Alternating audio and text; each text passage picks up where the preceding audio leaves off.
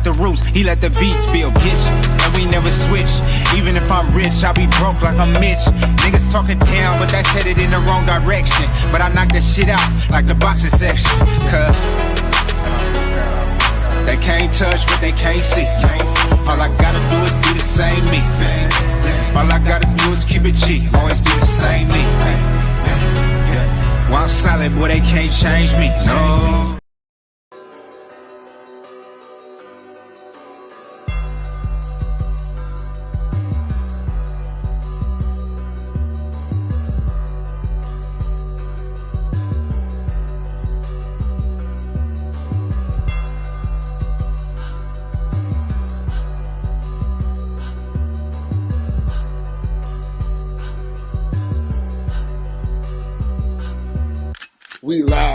We live from the boxing section, you dusty ass niggas. What's going on, man? We live from the boxing section, man. What's going on, man? We back again with another one like the other one. Same soup, reheated. We got a special guest coming to us right now. He's been fighting on the Fight League. With Team DC. He's an Olympian. So without further ado, man, we're going to bring him on in his DC brother, man, combo. Bring him on in a second. But what's going on, big dog? How you doing, man? Man, I'm doing good. I'm doing very good. And listen, kids are welcome because my kids are going to walk in here in any given time. So yeah, I'm just home with my son. That's all. He lives listen, right now. Kids are welcome. You know what I'm saying? The yelling is necessary at some points in our lives, bro. We good. Yeah. So let everybody know your name and where you from. I'm sorry. My name is Scorpio Brady. I'm originally from Barbados. I left Barbados in I came to America in 2014 to pursue my professional boxing career. And I've been doing it. So I've been here since 2014. I've been pro for like 7-8 years, and it's been a good journey for me so far. So how did you get started in the boxing? Well, I started, my great grandfather was a boxer in the Caribbean, and basically my family down the line, they used to box. So I just picked it up, by nature, I just naturally pick it up. How natural did it come to you? We used to do like street fights and stuff where I'm from. So they used to put gloves on, everybody used to get into it. But when I got like 12 years old, I really took it serious. And so when did you know like that you had something special? From the time we was fighting in the streets, and I was beating up guys that was bigger than me. Okay. How was the amateurs back home? It was good. It's different because I'm from a small little island, so but I fought on different places of the world. We travel like Cuba. I went to Cuba. I've been to Azerbaijan. I've been to Dubai. I've been to Ecuador. I've been to Chile, fighting for the Barbados and the Barbados boxing team. So I've been fighting amateur around the world. For sure. Okay, so what do you think got you to this point, 15-1? My right people around the corner, my team, making right decisions, just having the good people in the corner making right decisions. I'm up there with a headbanger screw. They kind of went alone, so they kind of guide me in the right direction with the right people. Got fought on PBC and Showtime a couple of times, and I just got put in good situations. Okay, so now with the TCL league, right? How'd you get involved with that? They had little tryouts at the gym, and it was basically something new, and they was rounding everything up, and they basically put me at 135, fight 126. So they basically put me in it, and I just got put in it, and I just been doing my thing. Yeah.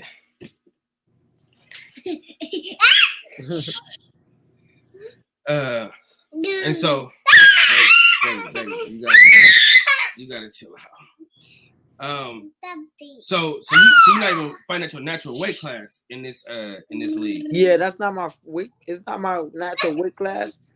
But what I've been trying in the gym, trying to put on as much weight as I can, because that's not my natural weight class. So I've been doing good. A lot of them guys is big, but I've been holding my own. Yeah. Do you think if you was in your normal weight class, it'd be a little easier for you? No, I feel like if it was more rounds, it'd just be easier for me. Yeah, dude. Why is it like a round? Like what's that about? Like that's how they put it. Because I mean it's hard to because normal boxers, they need that fill out. The first round is your fill out round. You're trying to see where you're going with it. With this you got to go straight into the fire. It's one round. Basically, the first time I did it, I didn't do so good. But as time go on, I started adjust to it, and I started just going crazy. But it doesn't mean a man is better than you. It's only one round. It's 12. I fight 12 rounds. In 6 rounds, I could break a boy down. You know what I'm saying? Yeah, no. But that's how they got it, though. They got everybody fighting 1 round, 1 or 2 rounds, and they do matchups. And basically, you put the best fighter against your best fighter, and you go at it for 1 round. That's how they got it. Yeah. How's the overall experience? It's good. I always like doing something new. I always like being a part of something that's new. It's very good, dope, exciting. A lot of people tune into it. It's very exciting because every round you gotta go give your all. For sure. So, who are you signed with right now, promotionally wise? I'm not signed with nobody. I'm a free agent right now. I'm just getting out of the situation with a contract, so I'm basically, I ain't gonna speak too much about that, but I'm basically getting out of that. And then after this TC Combat League is over, I got a lot of options. For sure. Nah, listen, we ain't mixing up none of that. We could talk about everything else but that. Really, that ain't really what I like to do anyway. Unless you want to talk about it. So, that's the type of shit I don't even bring up. So growing up in Barbados, moved to DC. Okay, what's the biggest difference from Barbados to DC? First and first, in where I'm from, you don't have a lot of great fighters. It's rare. Boxing not that big where I'm from, so that's one. And the training facilities and all that is better. You get better work because you get to work with all different type of guys, and you meet world champions. It's just different. Is above us right now. I had to leave home to come. I had to leave home to come here to make it. So that says it all. Okay. And so, what would you say is the toughest adjustment moving from Barbados to DC? The toughest adjustment was first I didn't know nobody. I'm in a new area where I don't know nobody. And plus I had to adapt to my fighting style as well. I had to learn and improve as time, because I know when I first came over here, I had to learn a whole bunch of different ways to fight, and people were telling me to do this and that, and I just had to adjust and adapt it. As time went on, I got better at it, and I found my own. So who's your trainer right now? Barry Hunter.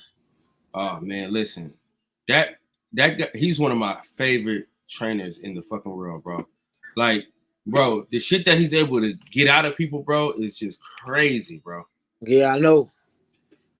Like, dog, I love Barry Hunter, man. I think, I'll be honest with you, dog. He's the reason why Sean Porter was able to give Earl Spence the type of fight that he gave him, in my opinion. I think if Barry Hunter wasn't in that corner, that we don't get that fight from Sean Porter. That's why we telling people, man. We had an argument with this Bud and Spence fight, and Sean Porter was on his way out the door, man. So I don't care about that fight. Now, so having a tough coach like Barry Hunter, you've only lost one fight to a really good fighter, Yes. power puncher, and it was a split decision. Having him in your corner, how easy is it to bounce back from a loss? Having him in your corner. So being a bounce back, it's I want to say bounce back. You know what I mean? I want to speak for me. When I took my loss, I was my first loss. I was mad and upset about my decisions. Well, I listened to other decisions and stuff, and basically before I even was training with Barry, Barry was my advisor trainer at the same time, but I was with somebody before that, before I went to Headbangers, but basically it was basically two coaches in the corner, two instructions, but I felt like in that big stage, in that big moment, Barry Hunter was more experienced and more better, giving me better instructions to do with the situations. Because I got dropped twice and I came back, could have won the fight. Right. Yeah, because I mean, King Tuck can hit, man. That motherfucker punch, man. Yeah, he did. He cracked, but then what Barry told me was take away his right hand, and when I take away his right hand, the fight went my way. Definitely, and I think, man, Barry Hunter, just the knowledge and the wisdom that he has when it comes to the fight game is second to none, man. I believe if you fought the dude again, you would beat him. Yeah, we tried to get a fight back, but they didn't want to take the fight. They moved on. They moved on to something else, and it didn't look good for him either. So. Yeah, I that's the only thing, man, with the boxing game, man, is if you don't take advantage of that first opportunity, it's hard to get that the opportunity again. Yeah, so that's true. This shit, Chris Colbert can't get the same. He can't get that fight back because the one he lost to Hector Luis Garcia, he wanted that fight, right back. But it's like, nah, we're getting Tank. And so yeah, he already moved on. He fought Tank, and now he about to fight my guy Lamont Roach. So he moving on. So shout out to my boy Detroit BC, man. What's going on, big dog? Bruce Gas, salute to you, my brother. Of course, man. Cool podcast about nothing. Salute to y'all boys for sliding through here, man, showing some love. So after you finish the TCL league, what's your number one, your number one goal as it pertains to like what fight you want? So right now, I'm trying. Well, my one goal is right now is to me to go fight back home where I'm from, in Barbados. I want to go down there and fight for the Caribbean featherweight title or the lightweight title. That's my number one goal right now. It's in the works, but it's a lot of politics stuff that we have to take care of with a boxing board. Once that gets finalized, I'll be fighting in Barbados before the year is out. But in the meanwhile, if anything else, that any opportunity I get over here in the U.S., I'm gonna take it as well. I'm gonna bring up Combo. Shout out to the program manager. You know what I'm saying? I'm gonna pull him up so he can ask a couple questions, and then we're gonna get into some more things. Combo, what's up, man? What's up? All right. Hey, I got a question for you. So now that you fought up in weight, do you think you're gonna stay up or you gonna go back down? So right now my body's getting used to this heavy thing, but it's not sustainable for me because I work out a lot. But I'm like I told my coach and my team, I'll fight 126 again. It's hard. It's gonna be hard for me to make because I'm getting hard to make that cut. It's hard to make that cut again. I know it's hard to make it, but I'll only make it if it's worth it. If it's fighting for a belt, the money right, yeah. But if not, I'm moving up to 130. That's just me at this point. Yeah. Hey, that's some good fights at 130, man. And there's some good fighters out there. I feel stronger at that since I've been fighting this TCL league because I'm not fighting my weight, but I've been in the ring with bigger dudes, and I've been doing my own, holding my own. So I feel like if I move to 130, I'll be stronger than fighting 126. Because 126, I not drain myself, but it was a little hard to make it. Yeah. So What's the hardest part about your weight cut? Because I don't have a whole bunch of body fat on my body like that, so I gotta be cutting muscle and stuff. So it's that last pound. I could tell you that last pound. Like when I reach 127, that 1 pound be hell, bro. It's like my body don't got no more water to release. yeah, you lose something in yourself when you do it. Yeah. Lose something in yourself. So, man, I just gotta ask you, how was it being in the gym with the Russells, man? Oh, it was good, man. I learned a lot being around Gary Russell and his brothers. We went to multiple wars, man.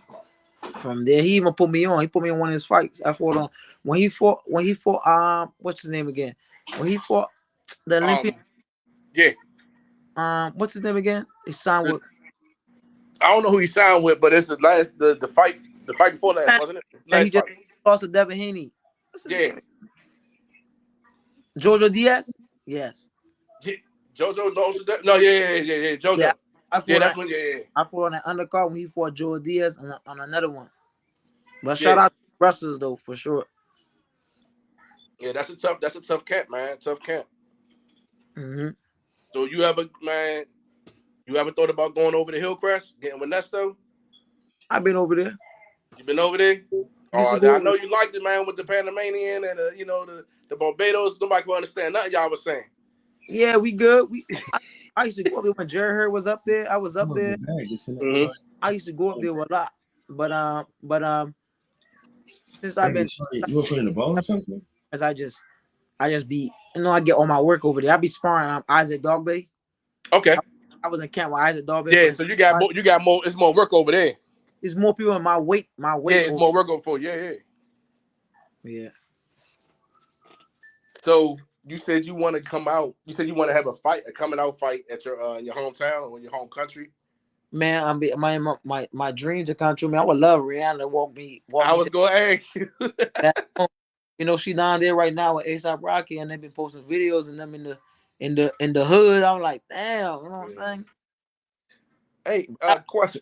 I'm calling her out and stuff, but she big time. But she hear my name, trust me. Yeah, there you go. She gonna look, man. When the time comes, God gonna line it all up. Now, my question is this: when you came over here to train, because you was already fighting and already an athlete, already training, and you was doing that then, you came here. Was the food, did the food make a difference in the way you eat and the way your body took to it? Yeah, because over where I'm from, my grandfather got a farm, so everything is basically fresh and stuff. Mm-hmm. And everything will be not bad, but a lot of fast food and processed stuff is not good for your body. Because even my wife used to tell me that I stopped eating meat, but I just went back. But I stopped eating meat for like 5 or 6 years. Mm-hmm. And I lost all my some of my muscle mass a little bit. I stopped eating chicken. But before, she was saying that you was never like that. But before I was eating meat, I was more. I went down to 126 because I stopped eating meat. Oh wow! Okay. Yeah, I was because I was always making 128. So when I stopped eating meat, I made 126 because I was always when I was an amateur, I was fight 130. So that was easy for me. When I was going pro, I said I want to make 126, but I had a bunch of muscle. But when I stopped eating meat, I make it. It made it easier. Yeah, that muscle mass dissipated. Yeah. So the food is definitely different because a lot of stuff that I eat here back home is way different because it's more natural. Yeah, that freshness make a difference, huh? Yeah, even the bananas and the apple. I mean, the bananas back home from here it tastes different because I don't know what a banana here growing. You know what I'm saying? I'm just saying. Hey man, hold on! Don't be coming for our bananas, man. We got fresh, scientifically made bananas. You see, scientifically, my grandfather grew that in his backyard on a tree. You go pick. Man, you go down to the lab and get whatever ones you want. Nah, let me stop. I know. So, do you think you're gonna, if the PFL comes around, you gonna do it again? So here's the thing. Now, I don't want to give out too much information about that because I don't want to. Okay. I'm reaching my contract or whatever. No problem. But they do want me back. but they do want me to back, but they don't want to lock me into just them. They basically saying, well, if you do it, you still have your regular fights, and That's what I would. So that's what I asked you. Do you think that's sidestepping your regular career? No, like at first people was telling me, man, you don't think that's gonna hurt your career or not? I was like, not really, because I'm fighting one round and it don't count. If you fight somebody for one round, I don't mean they're better than you with just one round. Mm-hmm. Yeah, but it's still wear and tear on the body. Yeah. Only thing is wear and tear was the body is cutting the weight. You gotta make so right now we don't fight till August 11th. We fight in New Mexico. We go in the semifinal. We fight New York in August. Yeah. So before we were fighting every week, but I had to make. That's why they had to give us the 4 pounds. So it was 135 plus 4. So I'm fighting 439. Because every week I can't make 135 a week. That's too much. Yeah. So they gave away 4 pounds, and even that was hard. My body got used to it though. Man, I'm gonna be honest. I'm trying to see that King Tug rematch, man. I'm trying to see you put that foot up in his ass. Man, y'all at the same weight now. He ain't nothing he can say. He could fight me at 130. We could fight 130. I don't even want to fight 126 because there's no more opportunities for 120. He fought Chris Corber at 130. That's what I'm saying. I would fight Chris Corber too, but that didn't happen because of my old team. But I definitely feel like Barry Hunter, that man, could make that happen again. But at 130, man, I think at 130 you'll have enough fuck you on your punches to make him really respect you a lot more. Even one of my boys from back home was telling me he wanted to want to know, like, because when I was an amateur, he was like I was cracking a little more. Mm-hmm. And he was like, since I went out at 126, he was saying that he felt like it took out a little juice out of me. I said yes, a little bit, but I felt like I was getting a quick or a better opportunity at that weight because how they was moving me. You feel me? So I had to go. Yeah, that makes sense. Yeah, so that's why I was like, I'm gonna suck it up.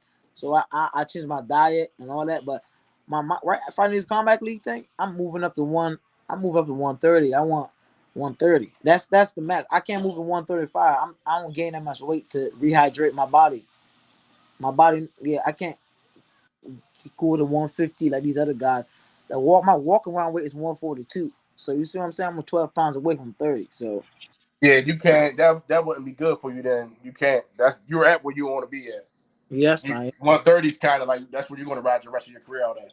Yeah. Plus, I'm in my third. I'm 31 now. So we know these sports. We're not gonna be doing this forever. We gotta do what's best for us. And plus, our health is important because we taking punches in our head and gotta lose weight too. So you gotta look at your health and that.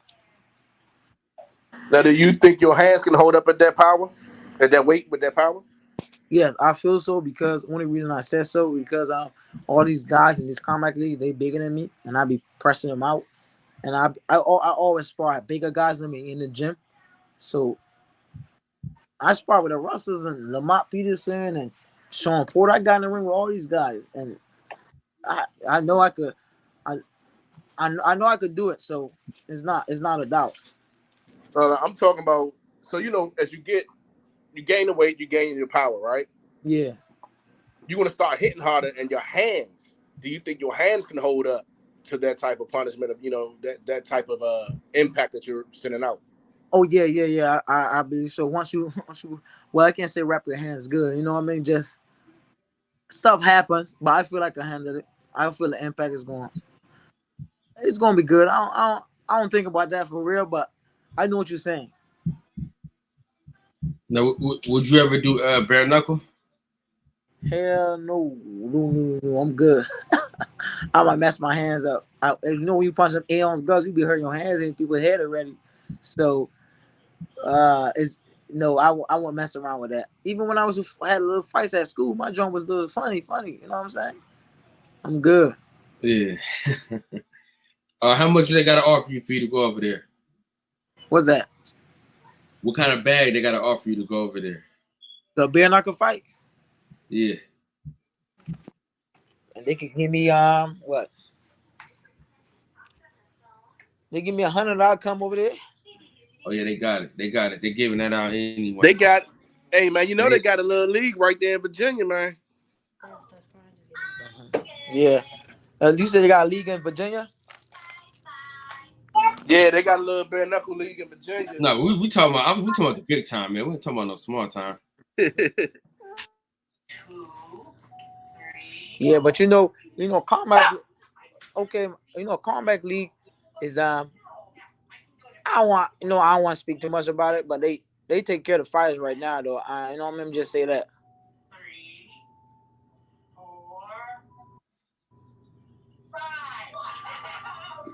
Hey, so we got these cards, man. We made these fight cards. But before we get to that, what are your thoughts on some of the current fights that you see going on, and where, if you can, I'm sorry, my kids, man, but if you could be thrown in there right now, and what weight class you want to be thrown in at, and who would you want to get the fight with? Any weight division? But realistically. Oh, so right now for sure, like King Tug, won the King Tug rematch. I will fight Chris Colbert at 130. Who else? Even the dude Hector that beat him, all them guys, Lamar Rush, all them in that 130 weight division. I ain't gonna call my man up on here, but me and his spar today, so obviously that other half, my man alone. Nah, you can say it, man. You can say it. Go ahead. You can say it. my man Isaac. If me and him ever fight, we fight. Isaac Dog, but we can fight too. Oh yeah. Who get Barry Hunter though? I mean, we be climbing up that time because he's from Ghana, from Boston, you know what I'm saying? But we just talking. But I don't think me and him ever fight because I'm moving up. He just moved to 126, so. We spar all the time. We know each other and stuff. So I would be like, I don't think we gonna fight. We cool. Who is somebody growing up that got you into boxing? What was that fighter that got you into boxing? Who fighter got me into boxing? Yeah, so mine was Roy Jones. My fighter was Roy Jones. I'll be honest, I grew up watching I grew up watching Manny Pacquiao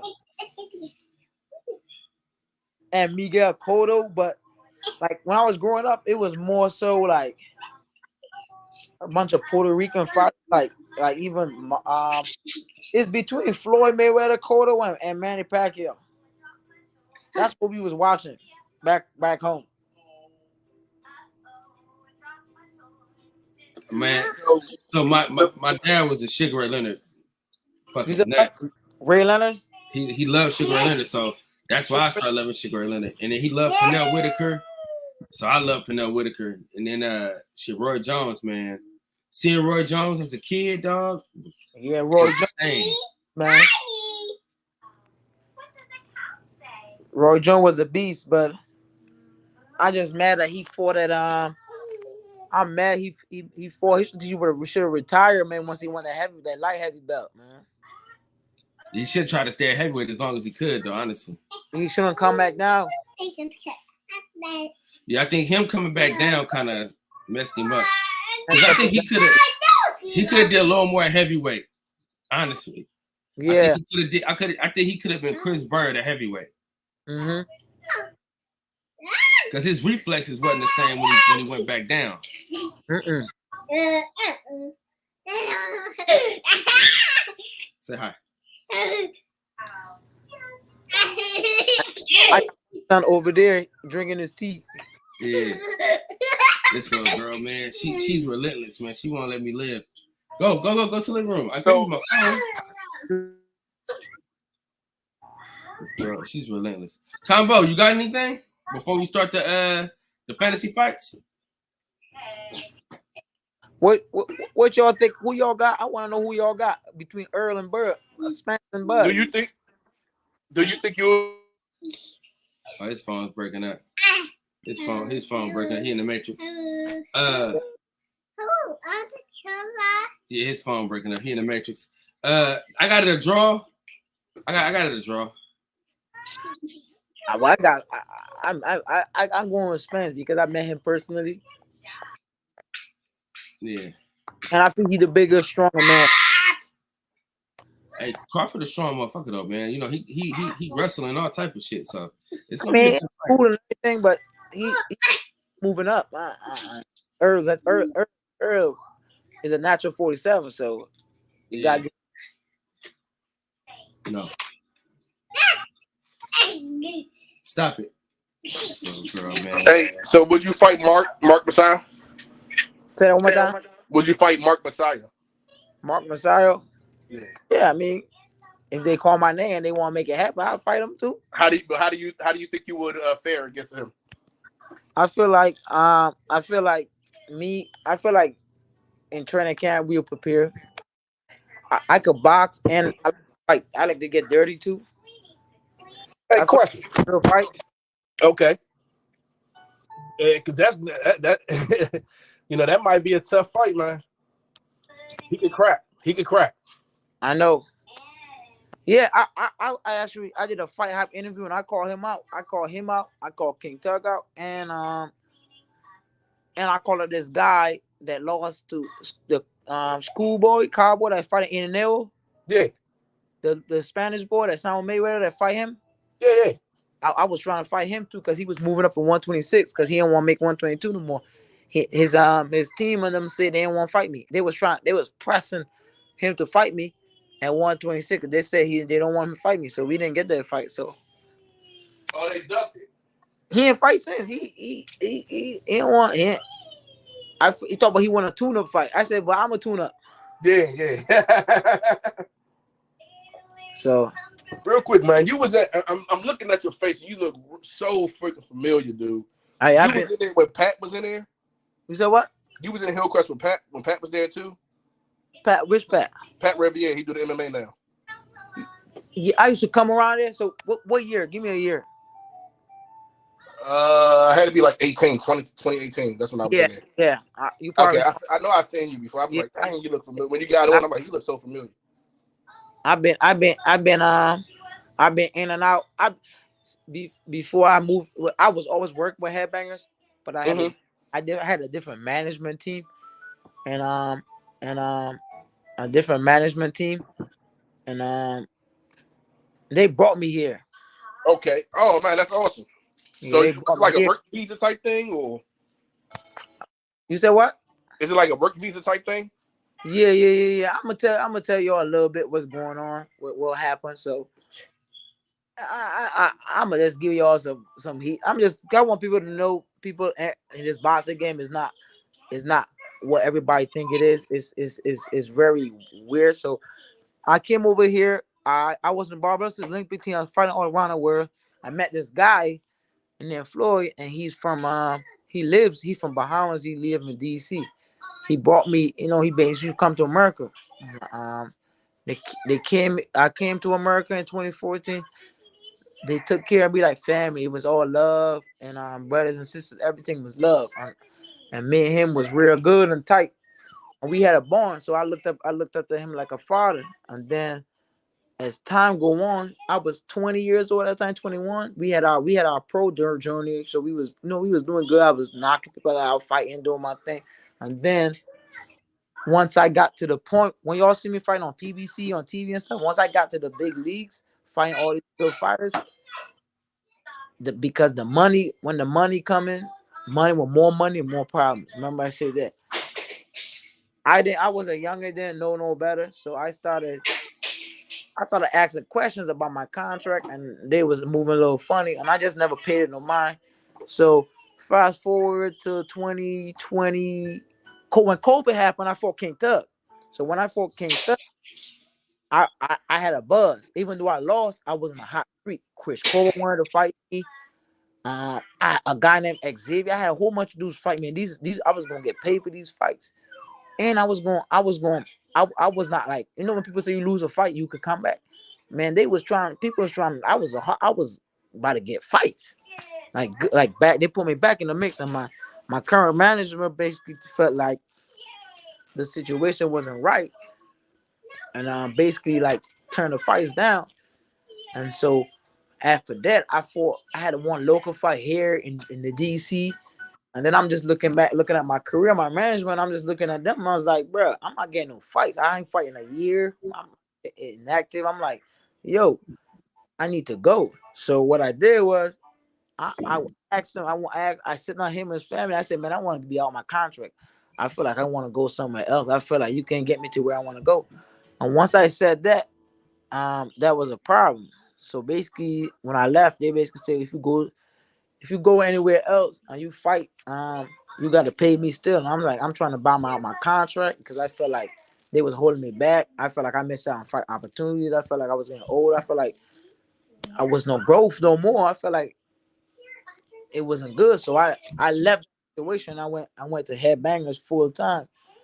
And since I've been up there, I've been going up. I've been getting my buzz back, and people been calling me to fight. I even got on this TCL thing, and I'm back on the market. And now after this is done, I'm gonna be in way more opportunities than I ever been in the last year and a half that I was with my old team. So right now, I had to get a lawyer, I had to deal with my situation. So I took care of it. I'm still taking care of it, but I'm in the green light right now. That's dope. That's dope. That's dope. That's dope. Yeah, that's dope, man. I'm sorry that all that happened, but I'm gonna be honest with you, that's the business of boxing, man. Yeah, but you gotta fight a lot in and out and the people around you. Yeah, it's not even that. They brought me. I mean, they brought me. I lived with them for like 5 years. I live in their house. I just remember I'm from Barbados, coming up here. Yeah. I don't know nobody else. They brought me into. I met everybody through them basically.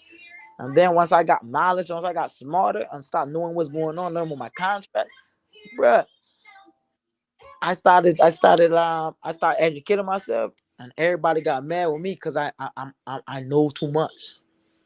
Okay, so I got a question for you because now you're talking about education, and I think it sounds like you've been around the right gym, so I know you got a nice boxing IQ. Mm-hmm.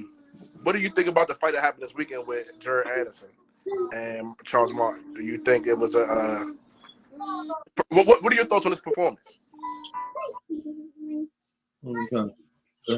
Which fight again? Big Baby and Martin. I mean, did you watch it? Did you get to catch it? I didn't really catch it like that. Look, because I already know how that fight was gonna go. I was watching I watched the girls fight. I was into. Man, I'm so mad I missed that fight. The Franchon Cruz girl. Yeah, I was driving, man. I couldn't catch it, man. Yeah, I heard about that fight, but I was supporting all the time, girl. So I was like, man, I can't catch that fight. So it was a good fight, man. I had I thought he could have. I thought he was like a little overly aggressive, man. He wasn't using his jab as much as he should have. I'm gonna take a look at the highlights, but I think you got to watch the whole fight, man. The highlights will make it look real one-sided. Don't do that. Don't get away. You got to watch the highlights. I was toning that girl fight. I didn't even think I forgot about that other fight. But it's a lot of good fights coming up here in July. Next week is about to start off. So what fighters do you look at then? Like if you was to check boxing outside of the A guys or the A side over here in the boxing section, we love the B side because the B side ain't nothing but the A side to come. So who do you look at? I'll be looking at the young upcoming guys that I'm around basically, like they got so much DMV. I mean, this era got so much talent, bro. I be looking at like the young and upcoming. I was a young and upcoming too, and I be just watching them grow and be telling them like, keep doing what you're doing. Just what I mean, don't do that street shit and just gotta keep a good team running. But I be looking at all the young coming, like a guy named Scooter Davis, a guy named Quincy Williams. You ever check out Jahad Tucker? I heard about him too, but I be looking at the young and upcoming dudes because this generation about to fight is probably different. Yeah, no, he's up and coming too, and he's a friend of the show. And what class is he at again, Cal? Who? Tucker, Jahad Tucker. I can't hear you. What you say? Jahad Tucker. What weight class he at again? I'm sorry. 154. 154. Oh, I'm gonna check him out. Yeah, he got robbed in this last fight, but How much fights he got? 10 8. fights, 11 fights now, 10-1. 10-1. Yeah, I felt like he fell in love with his power too much though, because he stopped doing the shit that got him there. Like he's not being slick. He's not really like using his jab a lot. Like he's relying too much on his power. I think, man. I feel like you got to get back to the old him. And I told him that in that interview. I said, don't fall in love with it, because sometimes you hit somebody, they don't gonna go down. And when they don't go down, you got to know how to Sometimes, like move that range. sometimes fights don't ever go the way you want. Like when I fought Doug, I got dropped. That shit put me in a hole because I feel like I could beat him. I feel like I won the fight even though it dropped, but I had to make adjustments. I had to give him angles. I had to take away his right hand, and once I got that over, I stopped walking him down a little more because the power of that right hand that he had in the first 4 rounds, it was gone. It didn't bother me anymore. All right. Hey, so Kyle, you got the fantasy fight cards up? Yeah, I'm about to get him up, man. This little girl is relentless, man. You know that. This girl will not sit still to save the lives of any kids in any country. This girl right here is just relentless. All right. So if you had your own fight card, right? Mm-hmm. You could pick an old fighter from back then versus a new fighter right now. You can take 2 fighters right now, or you can take 2 fighters from back then. Mm-hmm. You got your opening bout, Mm-hmm. your main event, and then your co-main event, and then your main event. What are those 3 fights? So any weight division, right? So you can go Muhammad Ali versus Deontay Wilder. You can go Sugar Ray Leonard versus. Okay, I got you. So for me, I would like to see Earl Spence versus Marvin Hagler. Me too. I would like to see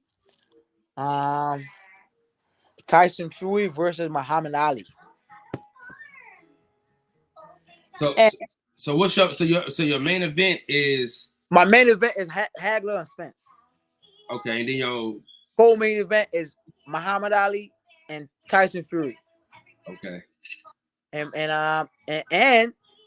this one right here is let's see, Pernell Whitaker and Miguel Cotto. Okay, opening bout. That's not bad. That's not bad. Yeah, combo. It ain't bad combo. That's a good one. That's right? okay. That's okay. That's okay. That's good. That's a real good one. I shoot him some cake. I shoot him some cake to be a guest. My card still watches that. What's your card? That boy card is trash. Listen. Let me hear your card, man. He got Andy Ruiz as his top as the top fighter on his card, man. Man, Andy Ruiz. Why? Okay, don't do the hate. Don't do the hate. He's #1 heavyweight. He's the best. If he's not #1, he's #2. This is card right here, dog. This is card. Hold on. For the record, the visuals mean a lot, and he got the ugliest pictures of Andy that he can get. Like, all right. I like this card, but I'm be honest. the Sugar Ray Leonard and Bud fight, it's a good fight, but I don't feel it's gonna be exciting to me. So the reason why I think that fight would be exciting is Sugar, he'd come in and he'll try to box you, but the man, he ain't got a dog in him. He got a lion in him. He's a wild animal. And if Bud get hit, Bud turns himself into a fight. So if he cracks Sugar, when Sugar crack him back, it's gonna be lightning and it's gonna be fast. All right. The Mike Tyson joint, the girls joint gonna be good. I can't even talk about that because that's yeah. Good fight. I didn't even think about that. That's a good fight. I'm not even gonna argue about that. My only argument is that Louise and Tyson, Mike Tyson. It's a good fight. It's not gonna go past 4 or 5 rounds. For who way? Because that fight can go either way. No, well, we talking about Mike Tyson in his prime. Yeah, we talking about all these people in their prime, all prime. Mike Tyson in his prime when he was training with his trainer in the basement. With Custom Model, yeah. Yeah, nobody ain't beating him. Ain't Louis not beating him. Not just me. Nah, he ain't beating him. Andy's hand speed. I think Andy's hand speed will be quick enough to catch Tyson before he get off that line. Nah, I don't. I think Tyson Fury head movement, and he's shorter. He's not gonna box. If he was big, it's a perfect fight. It's a good fight. I feel Mike Tyson gonna get him. They both around the same height, I think. Yeah, that's what I'm saying. I feel Mike Tyson a little better shape. I know he's only started take a better shape recently, but 4 years ago. But I feel like Tyson will knock him out. Yeah, I think that's all around a good fight, man. I think that whole card is great. You know what I'm saying? Like I said, I know the card you did was cute, but mine's is better. Yeah, that card you got is good, but I think my card is a more like it's gonna be a way more complete card.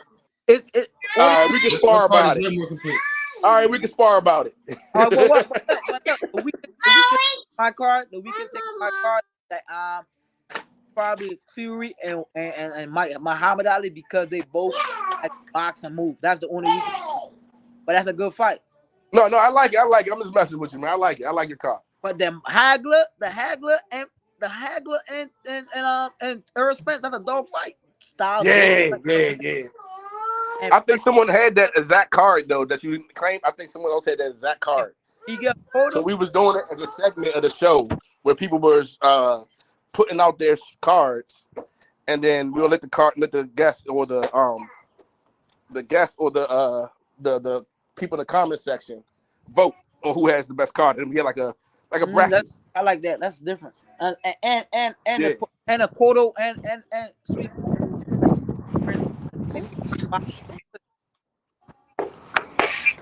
Now Cal got this card. You know, I don't know if he can hear it, but he got a little bull crap card. That's not. It is what it is. I don't think.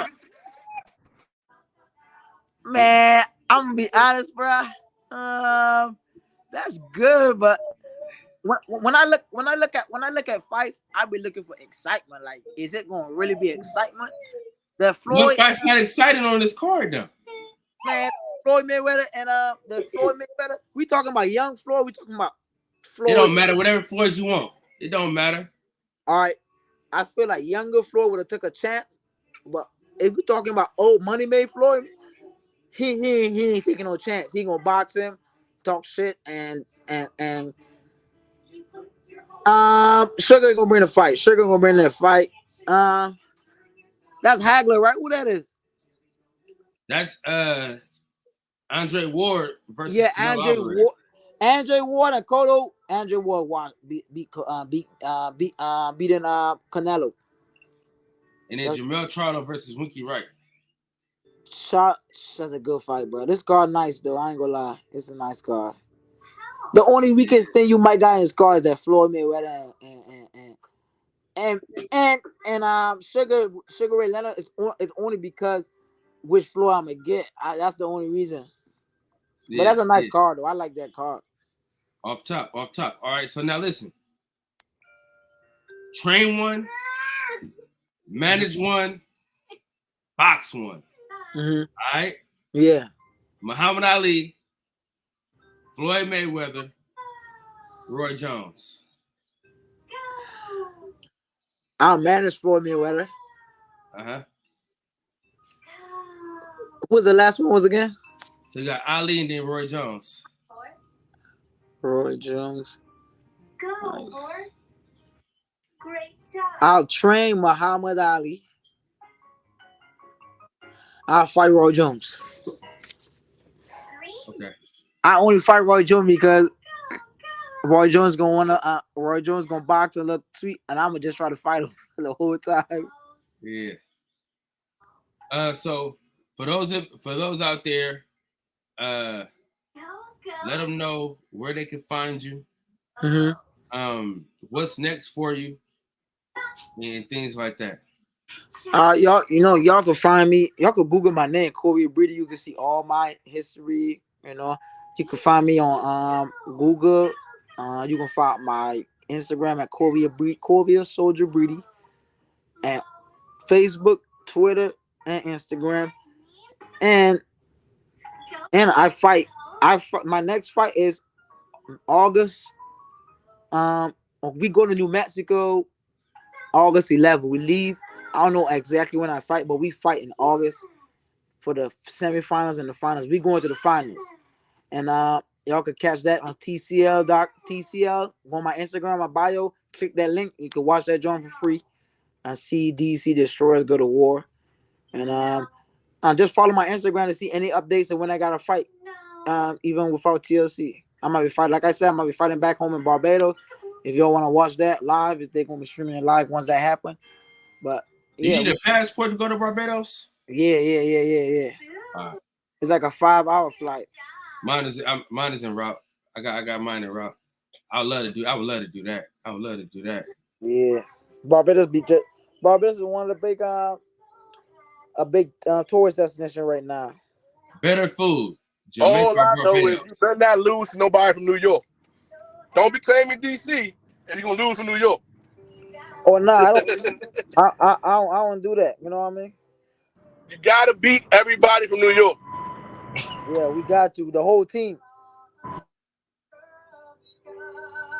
Facts.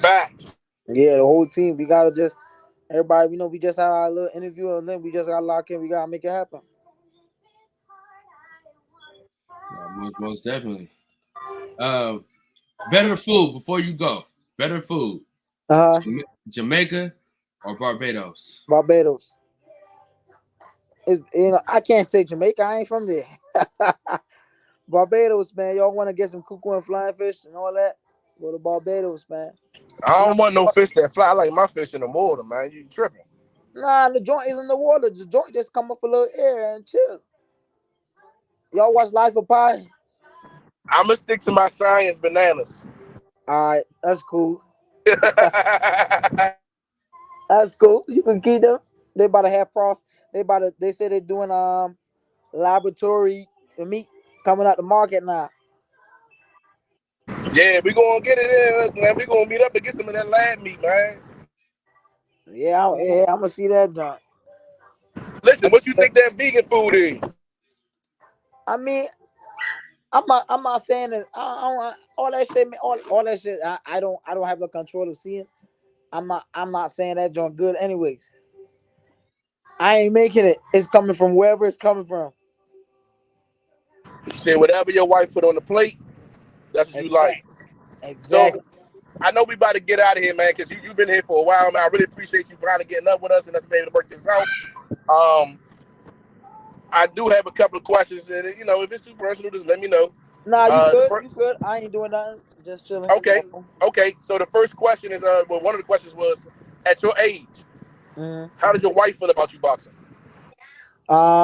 She's okay with it. She came when she met me doing it. She had to learn, adjust, make.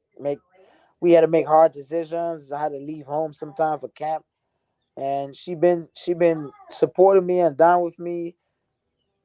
Always telling me keep going, and you don't find much women like that. I'm not saying all, but you don't find much people that keep you going like that. So she met you fighting. So she met you here, or y'all met there? So I forgot to tell y'all I was in the British Army as well when I was boxing too. So I've been traveling, but I met my wife here. And we just tight for a couple of years, and then we just ended up getting married and starting our family and just. But we through all that, what I was going through, all that boxing and stuff, she was right there by my side. Oh, that's dope. Yeah, and you have kids now. Do you? I see. Obviously, like you said, you about to take this trip to Mexico. You don't have a problem being on the road. Being a road warrior. Do you look at some of the fights and say, hey, it may be too far from home or too long away from home, or you just y'all fighting family and you in it to win it? Man, I'm the sacrifice. I mean, it's all, man. I just go out there. She understand, and I go out there. She look at this as my job, so I'm going to do business, and I'll be back. And that's how we keep it. This is my job. This is what I came to America to do, and she look at it that way.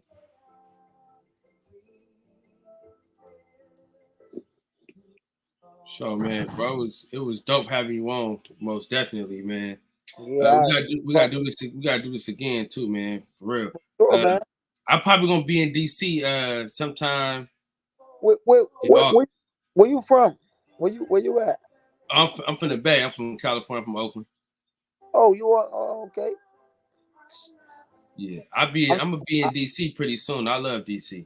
Man, I need to come. Where you at?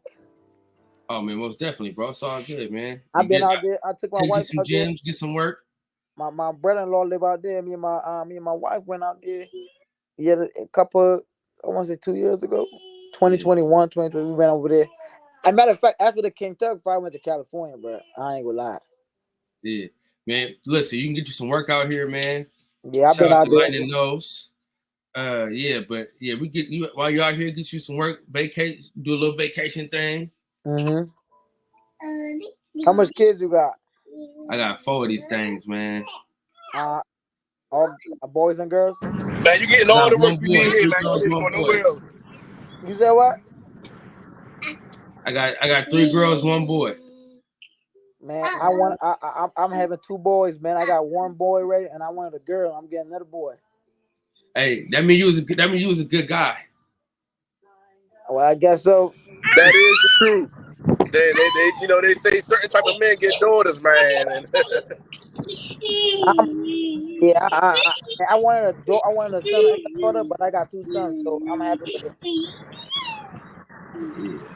The little girls are worse than the boys. I tell you that. The little girls are worse than the boys. Way worse. Why? Why you say that? Why everybody say that? Look at this. Look at this. You right. Everybody keep telling me this, and I'm want to know if I'm crazy. My wife wanted 2 boys. My wife wanted 2 boys. She don't want no girl because she had a bad experience with a little boy, man. You know, a little boy is tough. You can drop him. You can discipline them. You can say no. I got 3 girls, man. I can't even say no. I'm like, I'm sorry, baby. I got 2 boys and 3 girls. I'm telling you, it's different. Okay. Well, a lot of women and men be telling me every time I got 2 sons, they be like, man, you lucky. I was like, man, I ain't lucky. That's what God gave me. Stop. Poppy. Stop. Where your what's your guy friend name again? Where he from? You from DC? Yeah. He combo. Yeah. I'm from Southeast, but I seen you. After hearing you talk and looking at you, I'm like, yeah, I know I seen you in the gym before, but that's why I saw you. Yeah, I've been out here. Don't forget, I've been out here since 2014, so you definitely saw me. Yeah. But I'm out. I'm from Southeast, but I'm out in the boonies, man. You know, I did the right thing, got my money up, and got the fuck as far as I can. Yeah, man. Everybody. Yeah, I know. I ain't mad with you. My wife want to move back to Texas, but I ain't going to Texas. Good. Hey, man, I loved Austin, man. Austin was beautiful. I'm not that.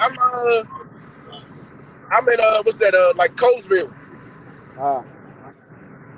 My wife grew up in Texas, man. I've been out there, man. I don't like it out there, man. Have you tried Austin? I haven't. Yeah, Austin is a dope place, man. Austin is beautiful. I lived there for a while. And the heat, it would be great for you to train in. Because, you know, here when you're doing that road work, the humidity, it drains a lot of water out of you. Man. So, yeah, while if it's good for if you're doing for a fight. But if you're not training for a fight and you just, try to stay active and exercise and do your road work, that dry heat does good for you. Because it really simulates it's like being in those lights. Yeah, man. You know where I'm from. Like today it's like 95 degrees in DC, bro, and it's terrible. I was weak for a little bit. I'm like, God damn. Yeah, I'm out here now, man. It's hot. Yeah, so I see where I'm from. It's hot, but it's an island, so we get that breeze. So it's not that. They don't feel that breeze. Yeah, DC we don't get breeze. We got a lot of humidity because of the swamps and everything. Yeah, hey, I know. Open up the. Did you drop the link in the comment section, Kyle? Yeah, I just did. Okay, so look, he just dropped the link in the comment section. Please feel free to stay up. but things get a little different in the boxing section after hours. All right. It's like going into the back of the barbershop. Man, I love it. I love the show, bro. I ain't gonna lie, man. Y'all gotta get me. Man, look. Hey, man, y'all gotta get me on here and get my little brother on here, man. My little brother is from Barbados too. He box.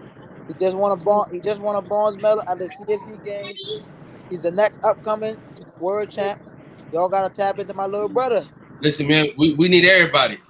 Oh yeah, just tap him in with the program manager, and we can make something happen. Yeah, man, we listen.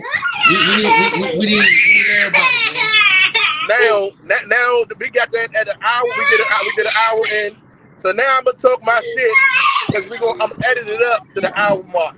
All right. Man, I feel like that Frank Martin shit was business, cuz. I'm sorry, Cal. I feel like Big Baby is a C+ or B level fighter, and I don't think that he's ready for the top tier fighters. He's not. He didn't show it in that fight. He showed his lack of ability to, like I said again. Hey, listen. He didn't show his ability to recover. Hey, Combo. Just like my daughter's diaper boy, you full of shit. Yeah. I gotta change this little girl, bro. Hold on. I gotta change her, man. She done. Who you got? Earl Spence or Bud? So you cut me off of that. Listen, for me, I would say it was easier before the fight got closer. The closer it gets, the more I'm leaning towards Bud. Just because of the things you can't equate for in the ring. And I'm looking at it as like, if I'm coming into the ring and I'm going into a fight, now I'm about to fight this guy, but I got issues with, like he said, his teeth. He don't even know if he want to keep his teeth in, teeth out. You know, he's embarrassed of the world even know that he doesn't have fronts.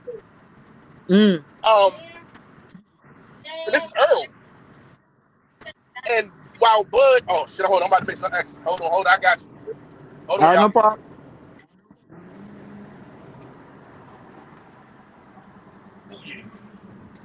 That's right.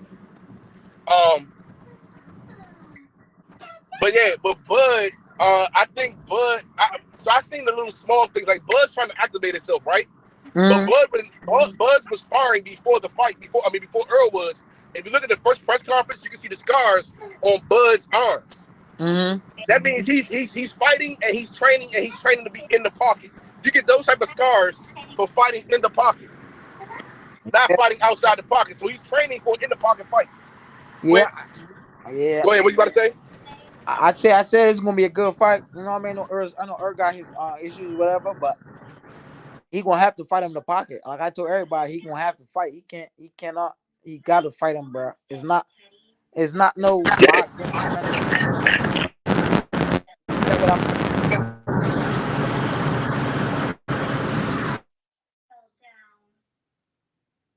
Breathe slow and steady, Teddy. Everything's okay. Take a belly breath. Now what do you say? I feel better. Where you at, bro? You going? I can ask my daddy to help me build it again. Lost connection. Teddy is feeling sad because he misses his mom. Breathe slow and steady, Teddy. He does play a part. Even though Earl has beat the odds over and over and over. I feel better. I'll see her soon. But Picture. So put it like this: if anybody's gonna win through knockout, it's gonna be Earl. By the distance, it's gonna be Bud. Yeah, I can see that. I mean, does that make sense to you? After 6 rounds, I'm giving it to Bud. Yeah, you could, but if it's looking close, don't be surprised if it's a draw.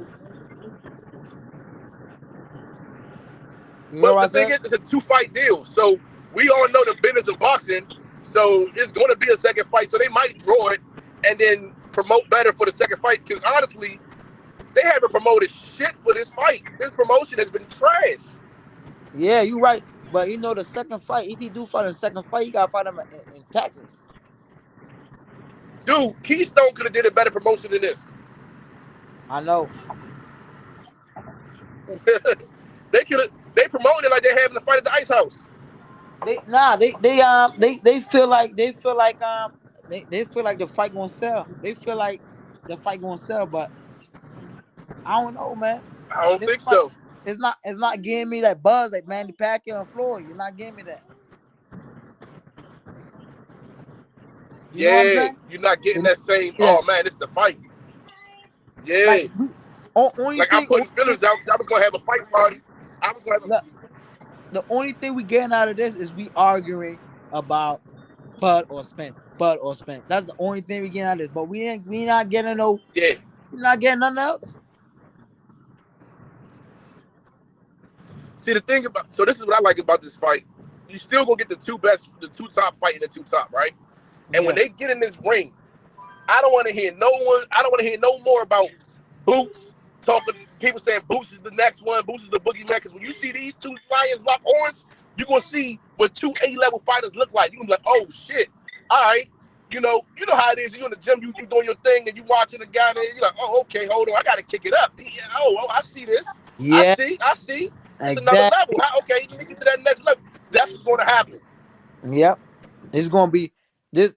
I feel like is the one that gonna bring the fight because of his style.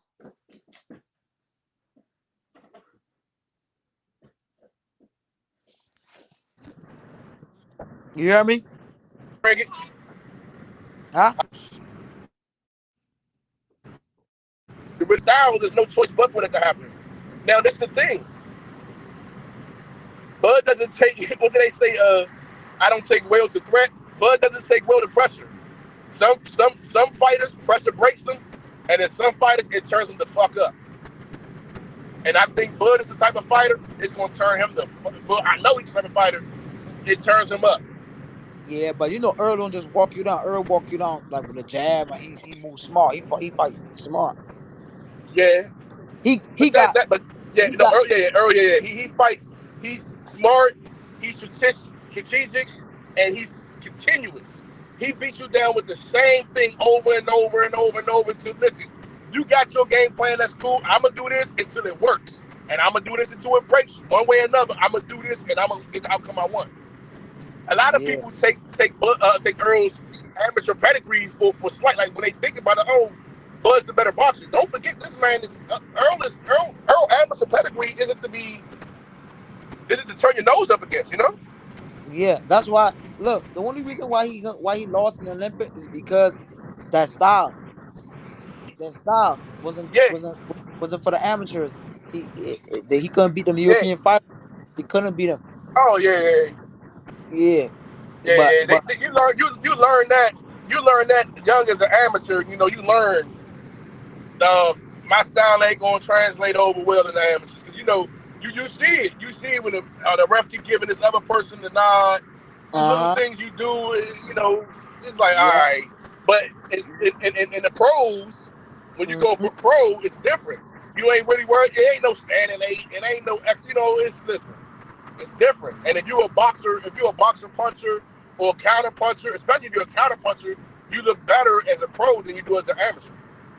Yeah, so that's what it is, because you got more time to work on stuff. Amateur, everything's so fast. Yeah. But the I know amateurs is high speed technical, and it used to irritate me because it's so high speed technical, but you don't get a chance to really break down the fight. If you're talking about short 3 round fights, no, you don't get you're not even really warmed up. You're not really motivated. At least me, when I was amateur, I wasn't really even motivated until it really, you know what I'm saying? It take a while to click, like you know what I'm saying? Yeah. But I know Earl Spence can. I mean, not Earl. Bud can't take no time off for Earl though. That's not gonna happen. He gonna have to. No, he can't. You're right, and Earl's not gonna give him time off. It's not even take time off. Earl's not gonna give you time off. Yeah, so man, dude, you right on my ass, bro. in the gym it's like basically 50-50 in the gym right now. Everybody, half of the people got Earl, half people got Bud. So, what do you think about this Carissa and what's her name, Cruz rematch? Oh, Carissa gonna dog her out. She not ready. You think she gonna beat her again? Yeah. Cause she just different, bro. I'm just saying she different.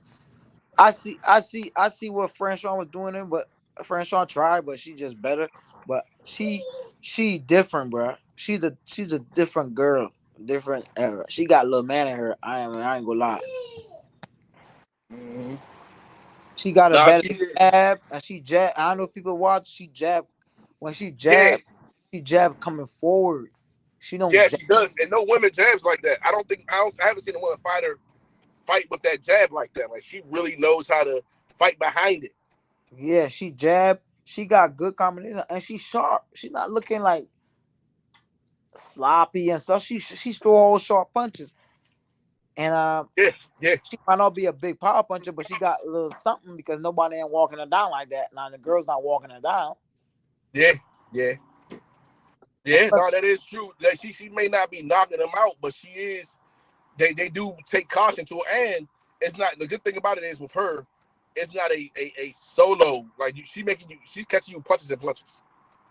yeah, It's not just one hard punch. It's and four. she's It might be 4 or 5 stinging punches. she's not a boring fighter. She's exciting to watch. Yeah.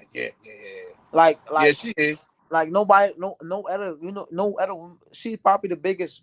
She get the most money. She probably the biggest women draw right now. Ain't nobody want to see no. Only person that could she sell out whole Detroit almost Detroit joint. She when I seen that I was like, damn, she doing a thing. Oh She yeah. she could sell a fight out. And that speaks a lot. And they talking about, a lot of the women are fighting to get those longer rounds, man. What do you think? Um, I mean, it's good, but they at the end of the day, we love our women. It's women. We all women. They all women, and they have limits. Yeah. They have limits. The limits is they have is they it's women. They don't have that man stuff in them because But that ain't got nothing to do with boxing. We talking about a slugfest that's what I'm for, talking about. They can't. but I'm talking about a boxing match. You know what I'm saying? I think it would be bad for female boxing because they will have more time, so they will start reserving their energy, and it won't be as action packed. I think that what attracts a lot of casuals to female boxing is that it's Yeah. action packed. Yes. So if you get them more rounds, well, you gonna still leave it 2 minute around. Yeah, if you give them more rounds, then you lose in the action. Because realistically, I remember going from sparring for two. I can just speak about. Let's just say it's just sparring. You coming in, you're doing 2 rounds, 2 rounds, 2 rounds. When you first started, you're an amateur, you're doing 2 rounds, 2 rounds, and then the next week they say, all right, now you sparring 3 rounds. So now you started psychologically saying, well, hold on, let me start reserving this energy. Yeah. So on So a here's bigger the scale, that's gonna be the same thing with. I feel like women boxing is gonna be, oh, okay, now we doing longer rounds, or we doing more rounds. They're gonna want to conserve their energy. Any person that's fighting gonna want to conserve their energy. yeah, but that's the thing that why they never did it is because they don't they don't think that women could sustain that. Yeah, I think with technology and the female athlete now, they're not the women that what it was when it first started, right? That the women that it was when it first started, and we're no longer there, right? Well, These women are athletes. They've been athletes from beginning to end, from childhood to from a little girl to a grown woman. They've been athletes, so they've been competing. They've been training, so they have the same abilities. I'm gonna be honest. I don't see them changing it because Oh no, I don't think they will. I don't think they're changing it because I see a lot of female. They got a lot of good females in the gym, and they train hard to do everything we do. When we spar, you see it. Yeah, You see it. You see like the downcline. You see the downcline. You're like, damn. you And see the like, fatigue right away. Not right away, but you can start seeing the fatigue. You seeing that the what do you call it? The mechanics of it goes away. Like they start winging the yeah, punches. It's not as crisp. The yeah. But look, seeing those but things. but if you want to go that way, we could just gotta go Wait, like this. So Wait. watch it now, right? We gotta go like this. If you put a woman and a man in the gym, they both train hard the same way, right? And you put them to spar, you the same weight, all that. So who gonna be the more dominant, the man or the woman? Of course. No, listen, I agree with what you're saying. I'm not disagreeing with you at all. What I'm saying is, just playing devil's advocate. You got to look at it on both sides. That's just like if a matchmaker want to make a fight with you, or a promotion company want to pick you up. They got to look at it and say, well, this and this, weigh both sides of it. So that's all I'm saying about that one. But I still want a Cal's point of view, because he really believed Jared Anderson, Big Baby Anderson is a. I'm so tired of people calling this man champ. You can't do if you can't do a 12-round fight, how you gonna champ? Hey, what weight he fight at again? I don't fight no more, dude. I'm huge, dude. Not huge. you, not you. I mean the dude you talking about. Oh, Big Baby, the how can I explain him? Tall, brown skin, young dude, heavyweight. Oh, top rank. Top rank. Got a baby face. Oh yeah. No, I know. See, oh yeah. So look. Now we can talk. Listen, I feel like he young and stuff. He not ready. He not ready. Yeah. He not ready. Wonder why he not ready? Look at these dudes now. Look at all the top heavyweights right now. Look how big and seasoned these dudes. Top rank don't got no good fighters, bro. He's not ready. I love Black belt. He's not ready. No, I feel like, and actually, when you think about it, look at the top 3 or let's think of the top 4 heavyweights, right? Mm-hmm. The top 4 heavyweights in this order. Yes. Fury, Usyk, Andy, and Wilder. Bro, get the fuck out of here, bro. Andy Ruiz is not. Shut the fuck up, Combo. The nigga was a champion for 30 days, bro. Man, get out of here, bro.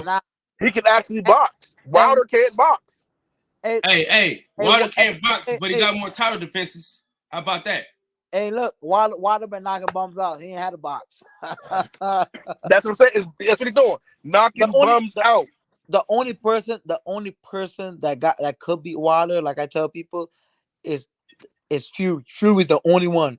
Any of them other dudes get knocked out. What? I will put my money on it. Andy would dog walk him. Usyk would dog walk him. No, he gonna knock them out. I will put my money on it. They're not Fury. Fury is the only one that got his number. The man couldn't even throw a jab. It don't matter. Bro, he got one of the best jabs, bro. He got the he doesn't. His jab, his that right hand makes up for that ugly jab. Yeah. But listen, I love Usyk to death. I don't feel Usyk ready. I gotta see it. I don't feel Usyk. I feel Wilder knock Usyk out. I feel now Wilder will knock out Andy and Joshua. I feel Wilder will knock out Andy Ruiz. Tell your man Andy Ruiz signed a contract and stop ducking.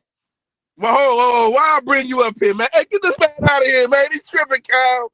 Oh. Hey, look. Listen, man, we can't have no Andy haters around here, man. No, I don't hate Andy.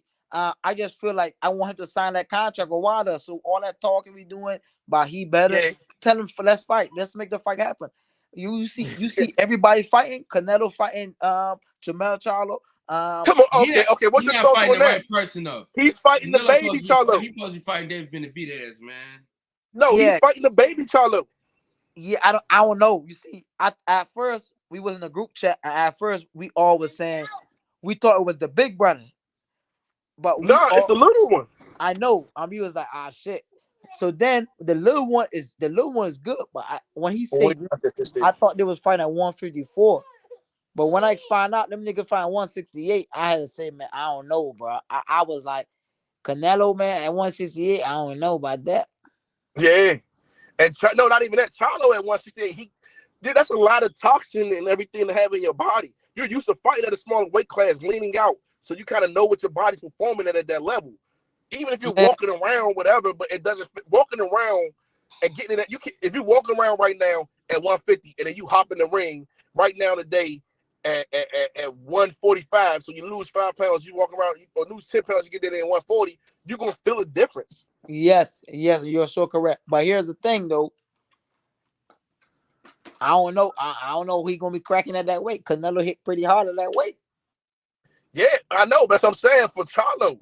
Like, I feel like they're identical twins. Nobody really can tell who they are. So sneak your brother in there and be like, hey, bro, go handle that. I know, man. He gotta handle that, and I hope he do good. Well, it's a fight made for him to lose. If you look at the business of boxing, you look at that fight. That's a Man, fight meant for him to lose. He gonna get paid, man. Just look at it like that. He gonna get paid. That's what it's about. Yeah, it's a paycheck. It's the business of boxing. He's going to lose. We're talking about he gonna lose and go back down to 54. Yeah, but he's gonna get a big paycheck. But who y'all got? And the dude from Philly, the Cowboy dude, Schoolboy Cowboy fight at 122, and Neil in fight coming up. Oh, in a way. In a way. Off top. Who you going with? Scooter. Cool boy Steph. Yeah, I feel so. I feel like he gonna box him and win the rounds. I don't know, man. In a way, he's a monster. He cracks. Yeah, that's the only thing. I feel cracks. like I don't know if it look how I look up there though. Don't know. You find that dude in Japan, whatever, man. It's gonna be hard. Yeah, he gonna have to listen. He gonna have to put him down. If he want to beat him, he gonna have to put him down. Man, he don't got the power in Japan. He don't got the power for that, so he can't do that. But he don't got the power to put him down. Nah, he gonna have to box him. He gonna have to be in a clinic. So who y'all? Man, yeah, he gonna have to put on a Devin Haney clinic to win that fight. Like he's gonna have to really. What y'all think? How y'all think about?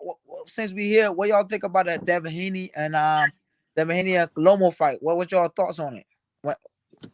Who y'all had winning? He beat him. Oh man, 2 years ago, Lomo would have. Woo. 2 years ago, 3 years ago, Lomo would have really did something nasty to that boy. I know. He would really did something nasty to that man.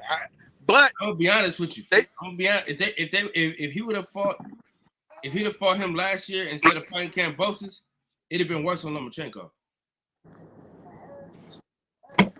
Get out. Yeah. I don't think so, man. I think. Okay. First of all, I want to say I appreciate Devin for doing what no one else has been doing. He's fighting the top fighters, even after he don't have to fight him. He does not have to fight. He did not have to fight Lomo. Get out. He didn't have to fight Lomo. All he had to do was just keep his belts and move accordingly. But he chose not to. He chose to still call out, the guy who they claimed was the guy. Yeah, in doing so, he won. So yeah, he may not have looked the way that he may not have won the way we wanted to see him win. And of course, Lomo looked better than we expected him to look. Yeah, he did though. But Devin still did it. Devin still did it. I still don't think he's the king of that weight class. Who's the king of that weight class? Go. Who's the king of that weight class? If you're talking boxing, yes. Skills. If you're talking boxing and skills, I'm thinking Tank. And I don't listen. Yeah. I'm not a Tank fan. Tank the dog, man. Tank different, bro. Not gonna lie, not gonna be biased because he hometown. But his boxing ability is way better than people give him credit for. He can really box. Like he can take him seriously. The undisputed champion is Devin Haney. That's that king of the lightweight division, bro. All the belts belong to one man. I feel like Lopez messed up that whole grand when he lost to Kambosos, bro. Yeah. I think like the skill for skill, Kambosos was not like we were looking at it. So Kambosos was good, but he's not beating Lopez. Nah, yeah. Tio is a much better boxer. He just didn't fight his. He admitted it. He didn't fight the style of fight that he needed to fight. To win that fight, they made changes. It's like if you're going into a corner and you're turning off ramp and you turn in, you overcorrect and you hit the rail. That's what he did. They overcorrected. Yeah. Because I bet you that if he had still had the belts, I don't think Haney would have fight him. You don't think? Oh, you think Devin would have ducked that one? Yeah, because I feel like he's a threat. I feel like Devin know he like when I saw Cambosa win it, I was like, he gonna whoop him twice. Because he signed that dumbass contract and he beat him twice. Yeah. It was two. It was an ass for becoming twice. Yeah. Yeah. So he did what he had to do to Go sit down. but if he fights Shakur, he lose. If he fight Tanks, he get knocked out.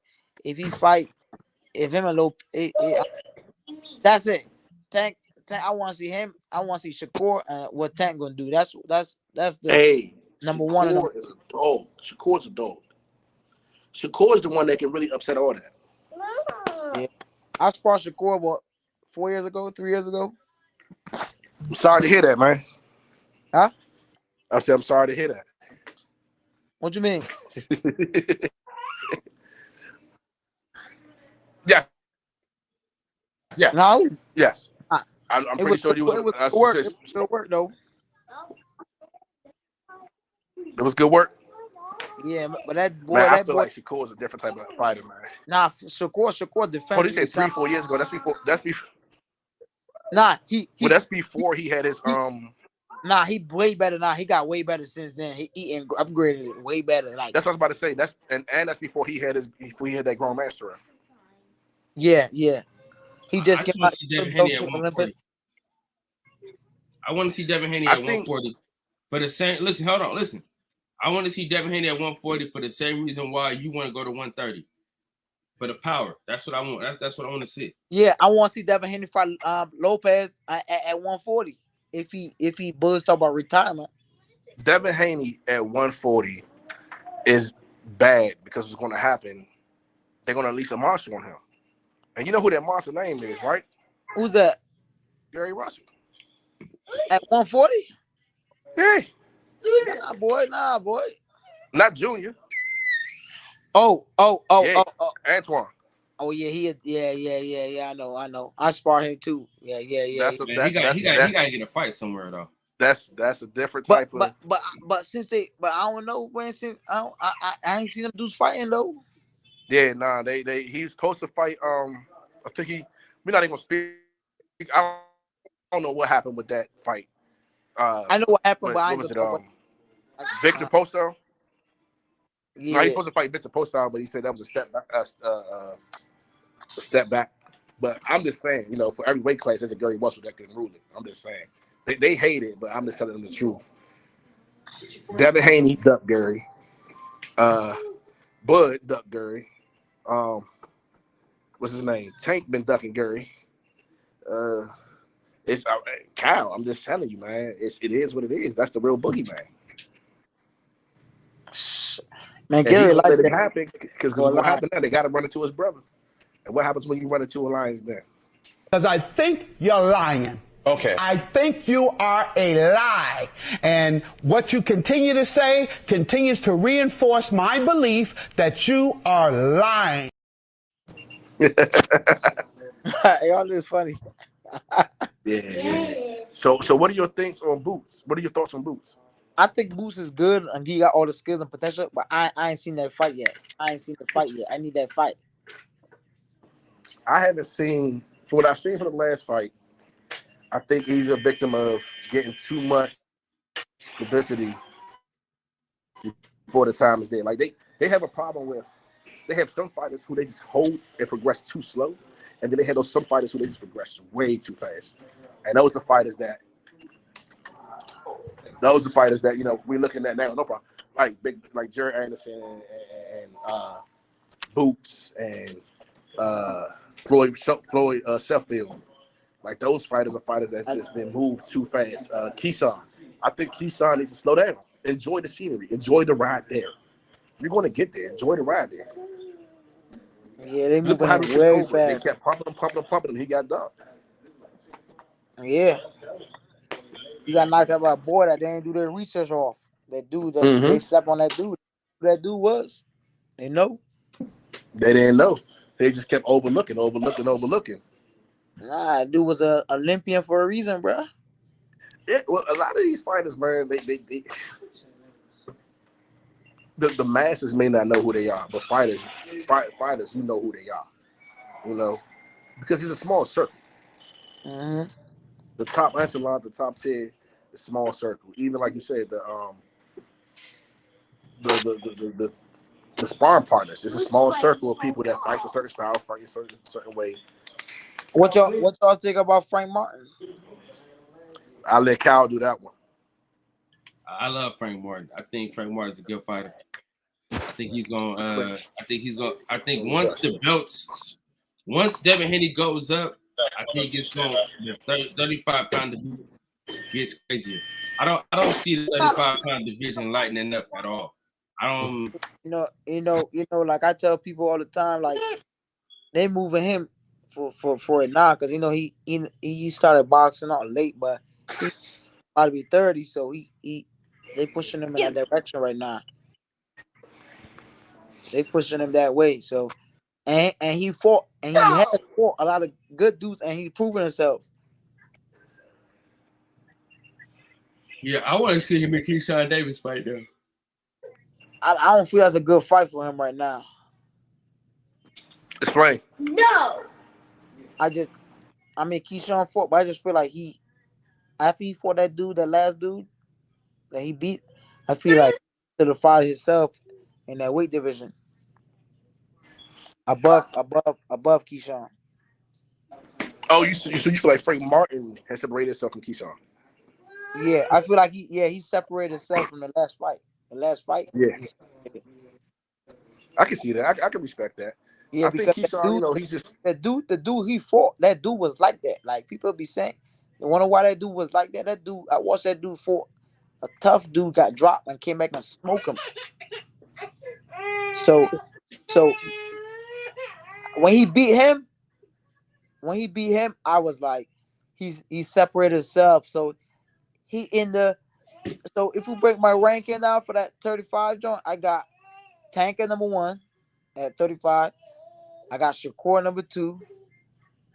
Like I love Devin Haney and shit, man, but I don't know, man. I put him at number 3, man. But and then Frank Martin number 4, and then the list go on and down. But that's just me. Man, it's crazy how disrespectful you niggas in DC are when it comes to Devin Haney, man. It's crazy to me, man. Oh no, I'm not disrespectful to Haney. I ain't like the Lomo fight, man. Man had one bad performance, which really wasn't that bad. He fought a good fighter. That was the best Lomachenko we've ever seen. No, it wasn't. The fight against Gary Russell was the best Lomachenko you ever seen. He beat a dehydrated. Oh, it was and victimized Gary Russell. Man, listen, man. He not standing too long, man. He about to move up. Who? Devin Haney not go. They need him probably gonna have one more fight. He gotta move up. He gotta move up. Devin Haney has to move up at this point. He can't make that weight no more. He getting older, and he not trying to give away at 3%. Yeah, but so I'm gonna let you know, Cal. He's the host of this show, and Devin Haney is a friend of the show. So he's from the Bay, so they all biased. Even though Devin Haney's really from Las Vegas, but it's okay. Sit down. I finally got my daughter to take a nap, boy. Now dropping mine off. As the undisputed champions, you can't argue or nothing, but he is number 1 in the weight division. He just undisputed, got all the belts. You can't. That's all I'm saying. That's all I'm saying. Yeah, you right. Yeah, he has the belts. He number 1, so I'm not even gonna put him on that list. I'm not gonna put him on that list because he not on the number 1. He just the man at the 135 because he got the belts. He just that man. But the list going on right now is Tank, Shakur, Frank Martin, and Keyshawn right now. But I will even put Pitbull in there. I don't. I'm not high on that dude. Listen, he got a hard ass head though. He got a hard fucking head because everybody he fought that could beat him, they broke their head. And listen, right? As much as we could say, man, since he fought Tank, that boy went up. Who? That Oh, Pitbull. that boy went up after he lost Sit Tank. down. He lost a Tank. You know what though? Yeah. He had the opposite of my dog, my boy CB. He had it. The only thing he had better than you was he had better management. That's the only reason why he getting them fights that he getting. Had you had better management after you fought King Tug, you would have had the same opportunity. It's all You right. You're totally right. I'm not gonna argue with that. So, I was gonna ask you, what is your thoughts on this whole retirement thing coming from Lopez? Nah, not even Lopez, Ryan. Ryan wasn't retired. I ain't see that. Oh man, hold on real quick. We gotta stop what we're doing right now. Hold on real quick. We got we got somebody legendary coming into the building right now, and when we talk about an amazing guy, I'm telling you right now, hide your grandma, hide your aunt, hide your mama, hide your cousin. Hey. You know what I'm saying? Your stepmama's favorite. No, you want him? Ooh, I like him. I don't have any panties on. Lady Eloise. DJ, what's happening, big dog? Man, you wild, man. It's been a long time. What's going on, man? What's up with you? You don't love me? Man, not a whole lot, man. Still digesting all these fights that happened over the weekend. Even though I still ain't went back and watched Jihad Tucker fight, man. Yeah, man. It was one of the things where he could have beat the guy way more convincingly. Yeah, he didn't fight the fight that I wanted him to fight in that fight, dog. But I mean, like I said, this might be good for him. But the thing that's been getting me, man, and these narratives that be going around, how in the hell in your 15th pro fight do you fight a former champion with twice as many fights as you, win 9 out of 10 rounds, and you got exposed? Like, I'm not understanding that. Somebody go ahead and explain that to me like I'm a 2-year-old. How do you win 9 out of 10 rounds against a former champion, twice as many fights as you, on short notice, by the way, but you got exposed?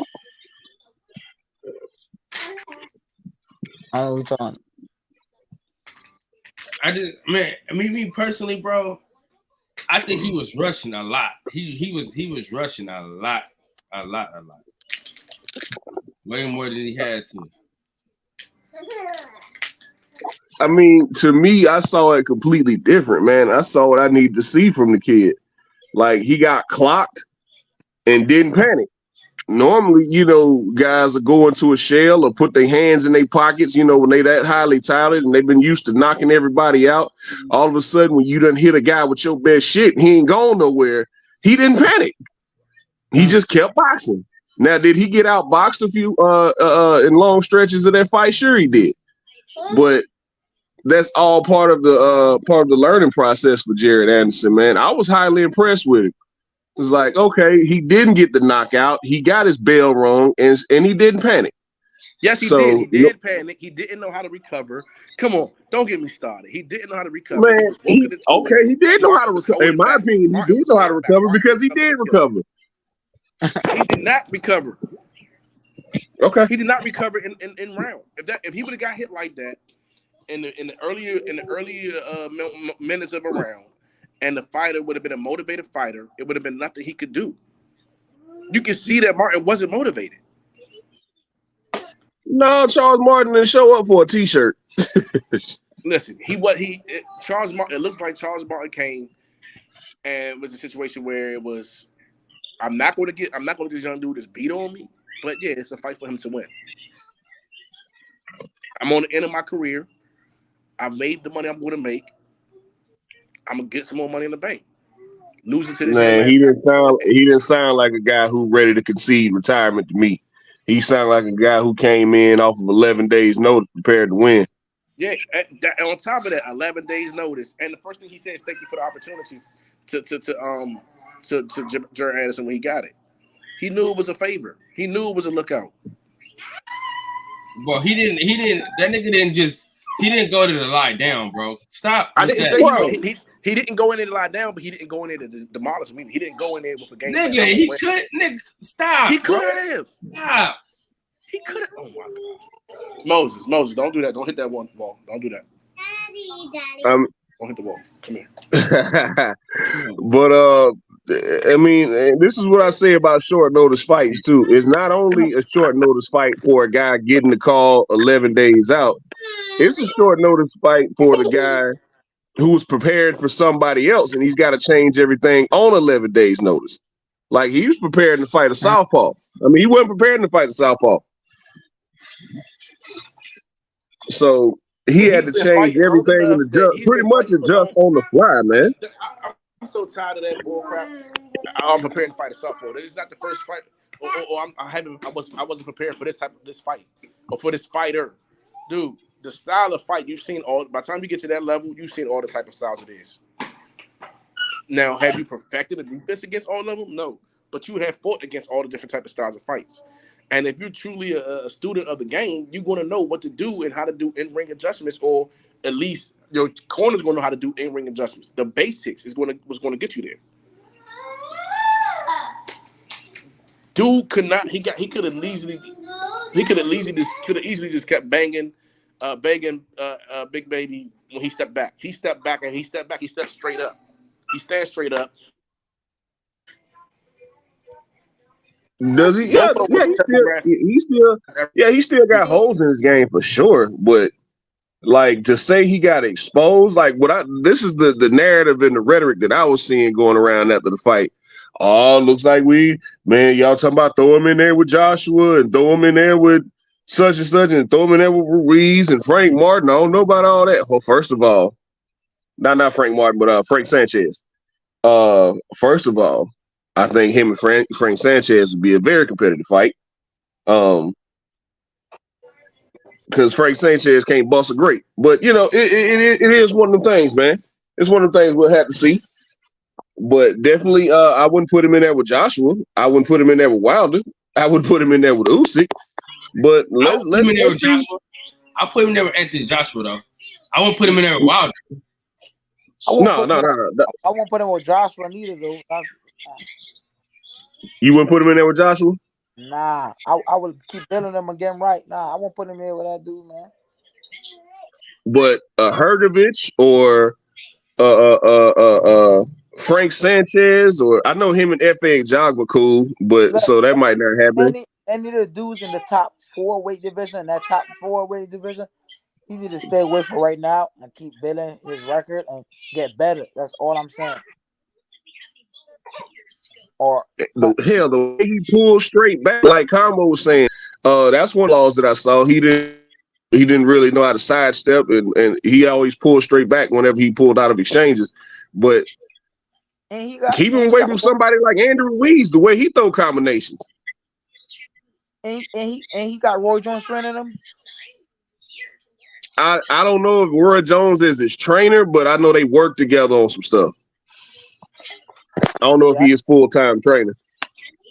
Yeah, I seen them had their little thing together. I don't know. I was like, Roy Jones training him now. I don't know. Yeah, you know, that was the issue with Michael Williams. Like Roy always, because you see Roy's still doing exhibitions and stuff himself, so he ain't ever just really sitting down training nobody. Yeah. So that was the issue. Like Roy will go here, he'll work with this person, work with that person. Only person I really knew about Roy full-time training was Chris Eubank. Yeah, for sure. Yeah, he did. Yeah. He did train for a good while. Yeah. But I feel like that heavyweight dude, man. I don't feel like he's still. I don't feel like he would put him in there no wild and none of them dudes right now, man. I think he's ready, man. Yeah, it's some guys in like because you can't go backwards with him now. Once you put him in there with a guy like Charles Martin and he wins the fight, clearly wins the fight, like you can't go backwards. Like we're not gonna go back to fighting. And that's the thing. Like I said, they need to just stay around this level of competition for him for a little while longer. Yeah, for sure. He can't go back from it. He can only go up. He can't. You're right too. So Combo, who would you throw him in there with? I say throw him in there with somebody like a Frank Sanchez or a Hergovich. Like let's get ugly with it now. And that's what I'm saying. Like keep him around that. Don't put him in with like people saying he's ready for. He gotta be ready for the top 10, bro. A horrible fighter. He gotta be ready for the top 10. He's not ready for a B-level heavyweight like Wilder yet. Watch your mouth. The fuck up with this bullshit, bro. Like, stop, bro. Bro. No. Let him live. Let him live. He might be wrong, but let him go. Bro, you always dog. Fuck out of here, bro. You can set in the camp box, whatever, nigga, but can't nobody fucking beat the nigga but one person. Man, everybody know the right. Everybody know the right hand coming and still get clipped. Hey, the nigga touch you hear me, Combo? That's all I need to know. Everybody and their mama know their right hand is coming, but yet everybody that got dropped. Because it's like a pitter-pat thing he does with it, man. Okay. Listen, I'm not taking away the man. Got in the ring, he did the training, he did the running, he did the miles, he even did the fights. You know what I'm saying? I'm just saying, when you look at the skill of boxing. Hey, Combo. At what age did you start fighting? 13, 14? No. Actually 12. What's the furthest you got? I fought a few pro fights, amateur pro. Okay. Just a Nothing few. big. I'm not taking it away. I'm just saying when you get in there with a skillful fighter, when you get in there with a skillful fighter, you need skills. All I'm saying is you started fighting at 14. That's as far as you got. When you get in there with a skillful fighter, when you get but I also fell in love with the streets. Yo, listen, you can box so good, but you couldn't get to where he is. I didn't stay consistent either. You know, Combo with drinking and whoremongering. So you know. So who y'all gonna put him in there with next, though? Who? Anderson? Yeah. Let's see. Like I said, I throw him in there with a. I know Sanchez probably won't happen, but I'd see what's up with Hergovich, or maybe even the winner of Zhang and Joe Joyce. Mm-hmm. I mean, that's what I'm saying. Like, I'm not going backwards now. You gonna keep stepping up. Nah, he gonna have to fight somebody though, because they moving him right now in that direction, and he got it. I mean, he can't go back from here. He gotta go up and move him in the direction right now. He already has a fight date for the end of August, so he's probably gonna fight that big Russian cat. That was once again, like I said, the fight was made for him to win. No, man. They didn't announce that August fight date until after he won. So okay, yeah, but you're not gonna put money up and have all this. Come on, man. All right. I mean, they could have had that date for somebody else. You never know. Okay. You know these people. You know these promotional companies be buying up dates with They just be getting dates, man. They just be getting dates and venues just so they can put on fights. It was like, oh yeah, we can put this guy in that venue. We can put that guy in that venue. Only time that was different was when they booked the venue in September. When PBC booked the venue in September, we all knew who they were trying to get at that point. So I had to look and see exactly, because I think it's August 26th. I want to say it's the week after the Better Beef and Callum Smith fight. So okay, just ask me this, because you just made me think of him. what do you think Plant goes from there? Like, who do y'all think Plant fights next? Who do I think? I want to see Plant. Well, I can't really say that. Who do I want to see Plant fight next? I'm trying to think who's in the top 10. I had to look at the top 10 to see, but I think Jamal Charlo and Demetrius Andrade need each other now more than ever. You know, that live that they did last month was cool. Good to see y'all actually talking. But I think y'all need each other now more than ever. Now that little brother got the Canelo fight. Now that little brother got the Canelo fight, which is some bullshit. But you know, that's a whole. Hey, put that on the co-main event. Hell no, bro, you're not gonna put me on no co-main or no fight. We both been chasing. You know why he didn't take that fight though? Yeah. I heard about that, man. I heard about that. And if that's true, if that's anywhere near true, like fuck that cunt. Yeah. I mean, the little brother about to get paid though. Yeah. Oh yeah, definitely. That's why you can't say. That's why people I be on Twitter a lot, right? Just reading somebody, just looking at what's showing off that you know how to read.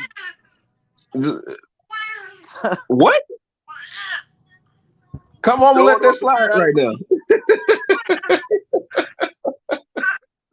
But just read some of the stuff that these dummies be saying, like, oh, he ducking Tim Tszyu. He ducking Tim Tszyu. Okay, how can he duck Tim Tszyu when he signed the contract to fight Tim Tszyu back in January?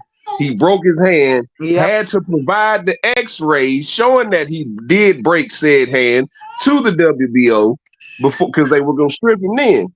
So how is he ducking Tim Tszyu when he already signed to fight him but had to pull out due to injury? And now he's getting a Canelo fight, which if Tim Tszyu was the champion and was offered the Canelo fight, he'd have took it.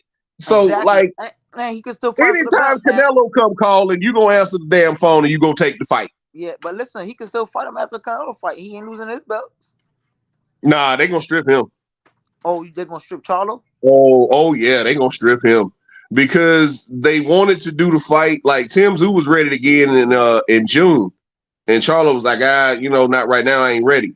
So from January to that's 6 months for a hand injury, right? Like I'm not telling nobody, I don't know how nobody's body works, but from January to June, you're not ready. Okay, so at that point, the WBO gave him a deadline by the end of September. You gotta fight Tim Tszyu by the end of September. So now that ain't happening, I think they're gonna end up stripping Charlo. Yeah, when you put it like that, it might be that way for real. I don't know. Yeah, because remember, like I said earlier, they were gonna strip him in January, but he provided proof to him. He sent them his X-rays and his reports and his medical reports showing that he really did break his hand. Because I think they were gonna strip him then. Y'all got like people, and this is why I say this is why I stay consistent across the board. I think everybody should get their opportunity that they work for. Tim Tszyu been waiting on this title shot for 2 years now. Yeah, he been working though. He fought his title eliminator. When he beat Tony Harrison. He did what he had. He was the mandatory before that. He was the mandatory way back in 2021. What about the other dude? Well, Fundora got knocked out, so he wasn't a mandatory too. Fundora. Fundora's the WBC interim champion, so that would make him the WBC mandatory. But back in 2021, Tim Tszyu was the mandatory for Castaño, and he stepped aside to let that happen. Yeah. He stepped aside to let Undisputed happen, and then it was a draw. Then he had to sit out some more to wait for the rematch to happen. And so the rematch happened. Charlo won. Now it's Tim Tszyu's turn. Yeah, right. So I think they're gonna end up stripping Charlo. They might wait until September to do it, but I think they're gonna end up stripping him. Yeah, boy. Yeah, you're right though. Cause I ain't never looked at it like that. I'm like, man, cause he got undisputed. I'm like, man, he might lose them belts. Nah, I think he'll still have the WBA, IBF, and WBC. But as far as the WBO belt go, I think they're gonna strip him and elevate Tim Tszyu. But ain't no really What's no up? big What's up, Max? fight though. What's up, players? What's up, What man? was you saying, bro? Ain't no more, ain't really no big fights at 154 besides Tim Zoo. Ain't no other fights out there. It's a weak ass division. Competitive division. Weak. Mm. It's not competitive if there's only like one dude that even has a chance of having a good fight with the champ. Well, it's because the champ has already beaten everybody, and everybody fought each other, and they all beat up on each other. So I really don't like saying that division is weak. I say it's competitive because everybody's beating up on each other. Yeah. To me, that don't say weak. To me, that don't say weak. Everyone else is a B-rated fighter, though. Yeah. C-rated. That's B-rated at best. Everyone else is like a C-rated fighters. All the dudes we know and love are at the end of their careers. All the Rosarios, the J-Rocks, the Herds, the Lubin, all those dudes are on the way out. Yeah, nah, Lubin's still young as shit. He just got knocked out twice. That's it. Lubin's still young, man. He's done. No, I don't think he's done. Bro, after what just happened this past weekend, that motherfucker's done, bro. Who you talking about? Lubin. Oh, no, that was Hundy. My bad. That was Hundy. Yeah. No, Lubin, I don't know, bro. I think Lubin's one of those guys where as soon as he fights somebody that's decent to good, he ain't looking the same. Competition matters. I mean, Lubin have been since Charlo got him, man. Facts. He definitely gonna be right after that Fundora fucking war. Like, nah, he looked good his last fight. But look, what you know, right? You know that dude, the dude that knocked out Fundora? Mendoza. I know him personally, right? And I know he used to be up this side. He moved to Vegas, right? And he's working on that the gym with the Cubans be at. And my man was telling me, man, he gonna knock out homeboy with a left hook type shit, right? And then he keep telling me this, and then he knocked him out. See, that's the thing, man. With and then you remember Ramos beat him. So like that's what I'm saying. Like these guys would be beating up on each other. You know he was top ranked too, and then they dropped him. That's crazy. I didn't even know all that. Hey, I didn't even know all that. What's up, dog? How's it doing, y'all? What's going on, man? Mexico is froze right now. Hey, hey, y'all. Who y'all got, man? Bud and Spence. Who y'all got? Spence and 12. My man got. I'm with Spence too, bro. I ain't gonna lie. I got Spence too, bro. I think Spence gonna end up hurt. It really depends. Like this fight is really a toss up, bro. But I still got Spence. I'm riding with Spence. But it really is a toss-up because, bro, Terrence can clip his ass early, and we don't know what the fuck can happen. Terrence is a hell of a finisher if he hurts you. That's the real question, if he hurts him. But if he can't hurt Earl's gonna do what he do to everybody: walk his ass down and beat him up. I think he gonna clip. I think he gonna clip EJ. EJ gonna look at him, say you hit like a bitch, and commence to whooping his ass. And that's what it's all about, how he really reacts to Terrence's quick ass. Because Terrence is quick, bro. He got a quick ass little, and then how he reacts to it, it really, determines how the rest of the fight gonna play out. But if Earl can deal with it, man, he's gonna walk that man down and break him like you do everybody else. But he big. Somebody pointed out to me, right? And I really had to sit and think about it. So I want y'all to do the same. Who was the last guy Terrence Crawford fought with a good chin? A good chin. And I'm like, this is a thing about that too. What you just said. Some of these dudes was really weight drained when they got knocked out by him. Just so y'all know. Like, notice a couple of them moved up in weight afterwards, meaning they were struggling to make 147 in the first place. Like, I don't want to take. I'm not taking a knock on his resume or nothing because he still went in there and did it. Yeah. But so like, who was the last guy Terrence Crawford knocked out with a good chin? I don't know. I mean, see, and that's the question. It's like, that's what I mean. I'm not trying to knock on his resume too, but you got to factor that shit in because it's like, look, I want to say Jeff Horn had a decent chin. I didn't see Jeff Horn getting dropped or beat up until he moved up in weight. You know what I mean? And but Jeff Horn was obviously weight drained. You see what I mean? And Jeff Horn obviously got beat by Manny Pacquiao, and Manny Pacquiao got jobbed in his own in Jeff Horn's backyard. But So that's how we determined Jeff Horn's chin then, right? He dealt with Pacquiao power, right? Pacquiao didn't stop his ass, so he got a decent chin, right? He got a decent chin, right? But that second when he fought Crawford, man, I feel like he shouldn't have been at 147 no more. I heard he struggled to make that weight. And even when Crawford stopped him, it was just like, all right, it wasn't like he was just. He was beating his ass and the referee stopped him. He was beating the shit out of Jeff Horn. He was beating his ass and the referee stopped him. He was beating the shit out of Jeff Horn. I feel like the referee felt sorry for him. Yeah, the referee felt sorry for him. Like, well, there's no point in this shit, bro. You can't keep up with him. And he just waved it off. Like my man told him in life, all right, man, take enough of a beating. That's what it looked like. It looked like he grabbed him, hugged him, and told him, that's enough, son. I think I tell that's people, I be telling them like I feel the fight going on Spence because I feel Spence style will bring the fight. He gonna make the fight happen. Terrence Crawford like to feel people out, and Spence style ain't gonna let you feel them out. Hey, but another thing to add in what you said, you do gotta count Sean Porter. Sean Porter did have a chin. Sean Porter, what y'all think about Sean's chin? What we gonna say about his chin? I just don't like the comparisons with him fight Sean. I feel like when Irv fought Sean had more to fight for. I feel like Terrence fought him, he was like, it just felt like he just wanted a payday, a last payday. That's just how it wasn't the same. I mean, the fight, I don't know. That's just me.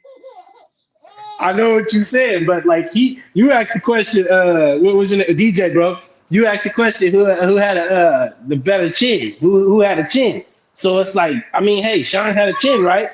Yeah, Sean had a chin, but Sean had a chin. So we just gotta go off of the chin, bro. You know, I mean, Sean had been dropped several times. He has been dropped several times too, bro. I was about to say that. Like Broner dropped him, Spence dropped him. I think Thurman dropped him. Kell Brooks dropped him too. Like Porter only been dropped 3 times, bro. Porter only been dropped 3 times. Yeah, bro. I'm like, Kell didn't drop him, bro. Hey, but them people that dropped him all can punch too. Like Adrian at that point in time, bro. Adrian can punch, bro. And he caught him with a shot he didn't see. It was a good shot. Yeah, he definitely got a chin. Definitely got a chin. Not a lot. Mm-hmm. So then it's like, I mean, Terrence hurt him. He had been stopped before. Hadn't been stopped before and having a good chin. He took Danny's punches too, bro. Man, this is gonna be a good fight, man. That's what I can say. Yeah, because he took Danny's punches too, bro. Danny punched hard, bro. When Danny fought Sean, Danny and Sean was trading punches, bro. So who got the best resume? Earl or Bud? Well, it depends if you counting just welterweights or we counting Terrence's whole career. Because you see, Terrence got a hell of a career. Yeah, but who has he? All right, name me like 4 people he fought out before he moved up 47. He fought Ndongo. He fought Hank Lundy. There's a lot of motherfuckers. He fought what was the dude? Felix Diaz. Felix Diaz was good at that time too. And Terrence embarrassed his dad. Postall. Postall was good too. And he embarrassed Postall too. Gamboa. Like, no, for sure. That was an undefeated Gamboa too. Like, and I've gotten into it with guys before about that. Like when Crawford fought Gamboa was Gamboa. Like, yeah, he was undefeated. He was undefeated, moving up from 26. You know, he was. A lot of people thought he was gonna be that dude, man. Yeah, Gamboa was the dude that used to get knocked down and come back and beat the brakes off of you. Mm-hmm. That was I mean, yeah.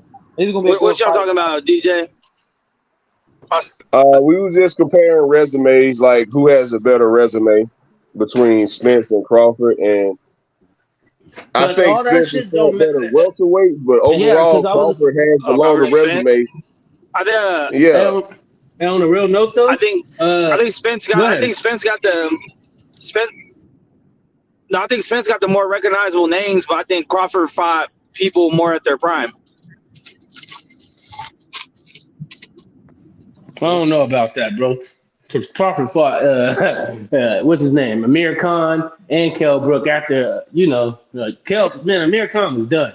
America was done to me after Danny Wild. Bro, Amir Khan was done like when he fought Terrence. And then Crawford too.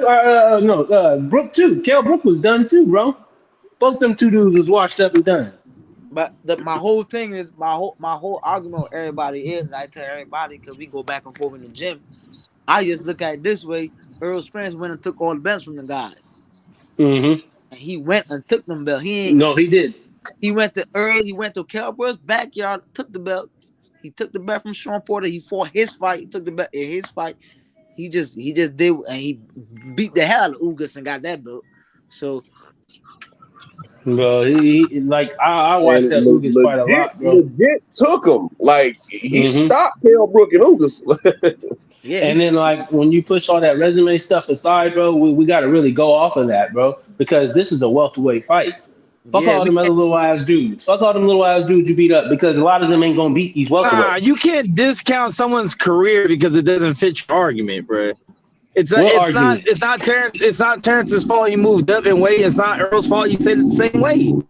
So you still gotta include the 140. That's why I don't like doing that resume talk between them two because we can't punish Errol because he couldn't make 135 pounds. That's what I'm trying to say, bro. And it's like I'm not sitting there discrediting him, but I'm gonna be realistic about this shit. All them little dudes is irrelevant when it comes to this being a welterweight fight, bro. And at that point, you really got to compare his welterweight career. Hey, man, welterweight career, he's knocked out everybody's face. Exactly. So that's all I'm saying. I'm saying like, what argument, bro? I ain't arguing about nothing. No, but I'm saying it's common on here for people to be like, oh, 140 don't count, 140 don't count. 140 counts. And it would count for anyone else is what I'm saying. Like, I ain't saying it didn't count. I'm just saying when you compare the people's names, if we sit there and line them up against each other, none of them little dudes is really relevant. Yeah, no, I agree. That's why I said Spence got more recognizable names, but I think Bud fought people more in their prime. Like Bud fought more undefeated fighters that never suffered defeat until he gave it to him. Like Earl fought Thurman's leftovers and Kell Brook. I mean, yeah, but he fought. I mean, they was taking him somewhere. He was just waiting for the right time to fight for everybody for the belts. He just wanted them belts. He wanted to be undisputed, and he got the chance to be undisputed. Cause Floyd Mayweather didn't care about the belts. He about his money. Yeah. Yeah, and see, Max, that's the argument that me and you have. Like Crawford might have fought more undefeated fighters, but Spence fought the guys when they were champions. Like so, it kind of like which way you want it with that. And look, we lost Rex again. From protecting a guy that fight and been in the ring with dudes and fight for title eliminators. When you got a belt, that's why I be telling you, when you got a belt and you won't want to lose that belt because you know how hard you work to get that belt. Your hunger be different, right? You're not trying to lose that. You want to keep history, right? So that's my argument. Is like when Sean Porter had that belt, he wasn't trying to let Earl took that. Kell Brooks wasn't trying to do it neither. Even Ugas, but he took him.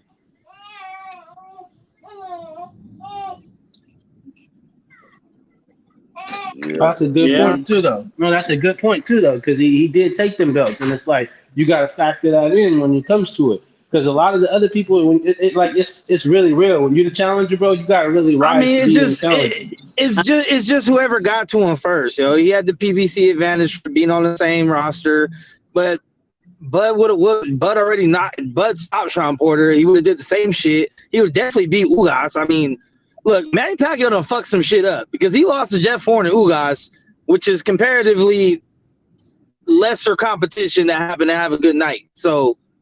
On both their resumes, the Jeff Horn fight, I don't really like that. That was a robbery to me. But the Ugas fight, Ugas whooped his ass, bro. Huh? Ugas whooped Pacquiao's ass, bro. No, and then Ugas beats Pacquiao. Pacquiao retires, right? Okay, so that's literally Pacquiao's last fight. Yeah. Right. So we can all say now He's not the same Pacquiao. He's past his prime. Oh man, last fight, retired, didn't fight again since. Cool. But if Earl would have got that fight, Earl would have been the best thing since sliced bread. He'd be Manny Pacquiao. He retired Manny Pacquiao. It would have been, oh, he broke him. It's a narrative, bro. He only wanted to fight Pacquiao because he wanted to stop him. He wanted to break him because nobody never stopped Pacquiao like that. I mean, Ting knocked him out, but ain't nobody stopping Pacquiao. He wanted to stop him. Yeah, but that's what I'm saying. It's just different narratives depending on which fighter you like or what roster you fuck with. You know what I mean? It would have been a whole different story if Earl would have beat him the same exact way you guys did. It would have been this generation, like, you know what I mean? The fight, like all that, the fight happening now, and I can't wait for it because me either. I'm tired of going back. It only took 5 years, but we here finally. Man, the gym, man, bro. I be in the gym, and everybody's like, "It's be crazy, man." I don't even want to talk with the fight no more. I'm like, yo, niggas tripping. Right. I think everybody's waiting. At this point, everybody's just waiting on July 30th. Everybody waiting on July 30th. Yeah. And a lot of people gonna get their feelings hurt too, and that's for both sides. Bro. Shut down their channels. That's for both sides, bro. That's for both sides, bro. Because a lot of people, like the people who believe on their side, bro, they really rocking with their side, bro. They talking their shit. You're gonna have to disappear. I ain't even gonna lie. I ordered me some of them Earl Spinks shirts. That's how confident I am. I'm gonna feel like a damn fool if he lose with them shirts on. Man, I just feel like he the bigger and the stronger man, man. I mean, Bud's strong. I know he's strong. He got the only advantage Bud got to me is he got more. He more versatile. He could switch up. That's the only thing. Yeah, but that sometimes ain't necessarily a beneficial thing when you got a steady ass motor. When you got, go ahead. No, I definitely think it's like gotta find a southpaw. He can't find orthodox. He gonna find himself for the whole fight. And that's the main thing. He gotta pick one and stick to it. He can't find orthodox. If you find him orthodox, it's gonna be easier. It's gonna be easier for him to walk him down and do that body stuff. If he goes southpaw, it's gonna make it. He gonna think a little bit more than the southpaw versus southpaw. If you understand what I'm saying. Oh, I know. It's a right jab versus a right jab. Yeah. Them shits feel like straight right hands. Yeah, he not trying to do no orthodox and foot position, and he don't want to do that. He gonna fight southpaw for southpaw, so he can give Earl a little trouble. Well, I mean, Bud usually ends up committing to southpaw once he figures shit out. I mean, he usually kind of just feels out in orthodox most of the time. But either way, I mean, I don't know. I think it's as close as it can get now that the fight is here. I think if it would have happened when it originally was kind of brought up, I think Spence would have been at a disadvantage. He wouldn't have had all that championship pedigree yet. Yeah. He had barely won his belt when Terrence called him out. So, but you know, right? This weight division coming to an end right now. This weight division had the Terrence Crawford and Bud going to basically close this 47 era out because that's going to be it. Because for years it was Floyd Mayweather had that. Floyd Mayweather Pacquiao era had that 47 weight division on lock, and then the Earl Spence and the Danny Garcia, the Sean Porter, the Kell Brooks, the who else? The Americans, all them dudes had that weight division. Yeah. And now years go by, everybody lost and washed up and older. And the last two, I mean, Bud moved up, but the last two is basically it. I mean, everybody talking about Boots Ennis, but Boots Ennis is not ready for this, I don't think. And I think that's the next generation. I know what you're talking about. That's the next one. He's the next era. Speaking of next generation, this weekend is going to be a good one. Bro, it is. Ortiz and Stanionis, bro. Stanionis is Ortiz. Yeah, a lot of people don't be watching Stanionis, but that motherfucker's a tough dude, bro. Yeah, don't forget. This is gonna be a good fight, bro. Now they got fights. PBC got a whole bunch of fights. They got fighting, and then they got Boots fighting next week, and then I ain't care about that Frank Martin fight. Frank Martin on the 15th. He on the 15th, bro. So he the following weekend. I don't care about him fighting a bum. The dude from Philly fighting in Japan. Well, you never get. Oh yeah, I'm ready for that. Bro, when's that fight? Cool Boy Monster. It's like on a Tuesday. Oh, it's on a Tuesday? Which Yeah, let me see. I got it on my calendar. Hold on. Yeah, they fight, and then It's 25th, July 25th. Yeah, it's gonna be at an awkward ass time too, huh? yeah, we got Hella fucking late at night. Yeah, it's gonna be like 2 in the morning. 2 in the morning over here, in California. Some Huh? shit. Yeah, I think so. That's Maybe all 3, good. 4. I really want to see that one. That's gonna be I'll a good set my ass alarm. fight too. Yeah, that one's will gonna set be a my good alarm. ass one, bro. that. We still waiting. We still waiting for that. We waiting for that Wilder and Andy Louise to sign a contract and get that fight going. That one's probably gonna end up happening end of August, early September. It has to be in that time range. I don't know what the hell, Andy. What y'all think about that, bro? Y'all think Andy wrong? Because I think Andy wrong, bro. Andy should just go ahead and sign that damn contract. I don't know about them getting a 50-50 with Wilder, but I don't know about a 75-25 either. But I don't even think there was like a percentage disclosed. I think he just gave him a number, and it's like. Remember Andy's dad came out and said that they wanted a certain split. He's like, we want 50-50 split, we'll sign it. And I don't know if he does. I don't know about a 50-50, but bro, he don't deserve 50-50, bro. It's like it is. But a I fact, would say bro. maybe a 60-40 because Wilder don't sell by himself. Yeah, the hell he do. Bro, motherfuckers about he only sold with Tyson. That was it, bro. People will pay and watch Wilder, bro. Wilder crazy. Oh, don't we get twisted. Wilder people like Wilder, man. No, they do. They just don't buy his shit. You're right. I mean, no one bought that Helenius fight. Motherfuckers forget that even happened. No, that was one of my favorite fights, bro. His pay-per-view numbers for Helenius was one of the lowest of all time, boxing history. Actually, I think PBC has. I think in the past 2 years, I think they said they have like 5 of the 10 lowest pay-per-views ever.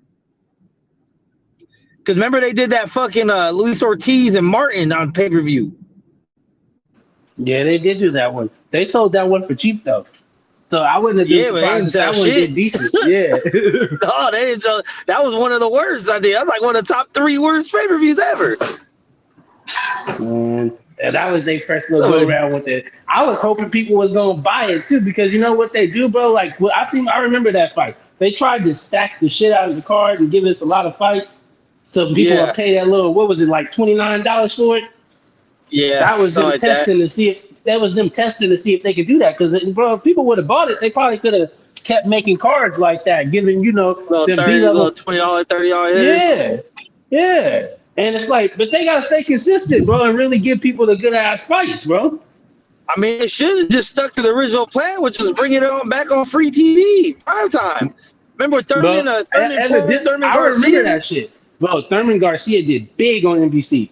That shit did like 5 million views, and it's fucked up because it's like I don't know why they didn't continue doing that. Evidently, shit didn't work out that well. You know what I mean? Because like I don't know why they stopped. Yeah, I don't know either. That shit was weird. I mean, those are cool. I mean, those are prime time championship. Bro, that shit was exciting. Prime for prime fights. I remember when they first made that announcement. They had them all going back to back, bro, because Guerrero had fought Thurman. Guerrero from out here in Livermore. But Robert Guerrero had fought Keith Thurman the first fight on PBC on like free TV. That shit was big. I remember Chocolate fought too. Quillen and Jacobs. Yeah. Was it? No, he fought that Irish dude. That's some good fights. He fought the Irish dude too, though. What's the Irish guy name? Really? No. Quillen fought the fucking Irish dude that punched hard the left-handed one. Mother. Damn, I can't remember his name. He used to train with Emmanuel Stewart too. It'll come to me, bro. Andy Lee. Yeah. And that shit, they both kept dropping each other every time they hit each other. That was a good fight. Yeah, that fight was crazy. If I'm ready for Ortiz Stanley Ellis, I'm probably gonna be at work though. Man, I'm gonna miss that one, and I'm gonna miss Jake Paul and Nate Diaz. Man, I'm fucking pissed about that shit. But I had to make a decision. I'm definitely watching Bud and Spence over any of those fights. So That's That's gonna be fight of the year. I hope. I really hope. I hope it's not making a big buzz right now, but I hope the day of the fight, the week of the fight, everybody start turning up or something, man. I think they're under promoting the fuck out of this shit. I'm just like a motherfucker. They're missing we should be hearing about this shit every fucking day. You should be seeing an ad on social media every day. It should be on every TV show. There should be a clip dropping every day. Like, this is crazy. Man, they should be going on tour, man. Real shit. Like how remember Pacquiao? Watch. Remember Pacquiao and Floyd fought? How lit that joint This was? is not a million. This is not a million pay-per-view fight. This is not that. Nah, it's not gonna sell. It's not gonna sell. It's not gonna happen, bro. They're not doing their part. They're not. But neither is the promotion company. They're cutting corners like a motherfucker. Like, they're literally called a promotion company. It's their job to promote you to the highest degree. Like, and this is the fight we all been waiting for, but like, you wouldn't really know that from like an outside standpoint. Like, casuals don't really care about this fight, bro. Nah, because they're not promoting it. Oh man, all we got was a friggin' face. But they don't even know the fighters like that. So it's like, if I call like my cousin who don't really watch boxing, like, hey, you want to watch Bud and Earl? In a couple weeks, he'd be like, who? He knows Tank. He'll know maybe Tyson Fury, Canelo. You know what I mean? Because he's a casual like a motherfucker. Just like Mayweather and Pacquiao were, whether you watch sport or not. Mm-hmm. Like, these guys aren't that. These guys aren't that. Because you got one, Floyd can talk shit. Nobody ain't talking shit. Everybody just like, nobody not talking. And they're both quiet dudes naturally, which is why you need a good interviewer to draw things out of them, to instigate a little bit, to throw little things out there they can jump on. Because you don't got that man playing the villain. We don't have Floyd Mayweather. People hate and want to see him lose because he's talking on shit. Yeah. You don't got that. You don't got none of that. I mean, and they both got very strong fan bases, and they're both very competitive. So with the right interviewer, he can get that competitive aspect out of them where they do start talking a little bit more and chirping a little more and putting it out there. And they need to be dipping into their fan base a lot more because those are be the people buying the fight. So they should be out here doing. Got a bigger fan base. So they cut off the first two press conferences to the fans. How the fuck you gonna do that? Man, that was some bullshit, man. I ain't even like that. They could have motherfuckers paying just to be there, like how UFC does. UFC got a whole fucking auditorium full of fans when they do their fucking shit. Hey man, they looking for the next one, man. Floyd Mayweather was the last, man. We don't got the next. There ain't never gonna be another Floyd. It's a GOAT. Adrian Bruner could have been that one, but he was living that life. Adrian could have never been that. His discipline's trash. No. Focused enough. But he could have had that. He could have had that role though. We know that type because he was told he was going down that road. Oh, as far as talking on the mic, yeah, maybe on the mic.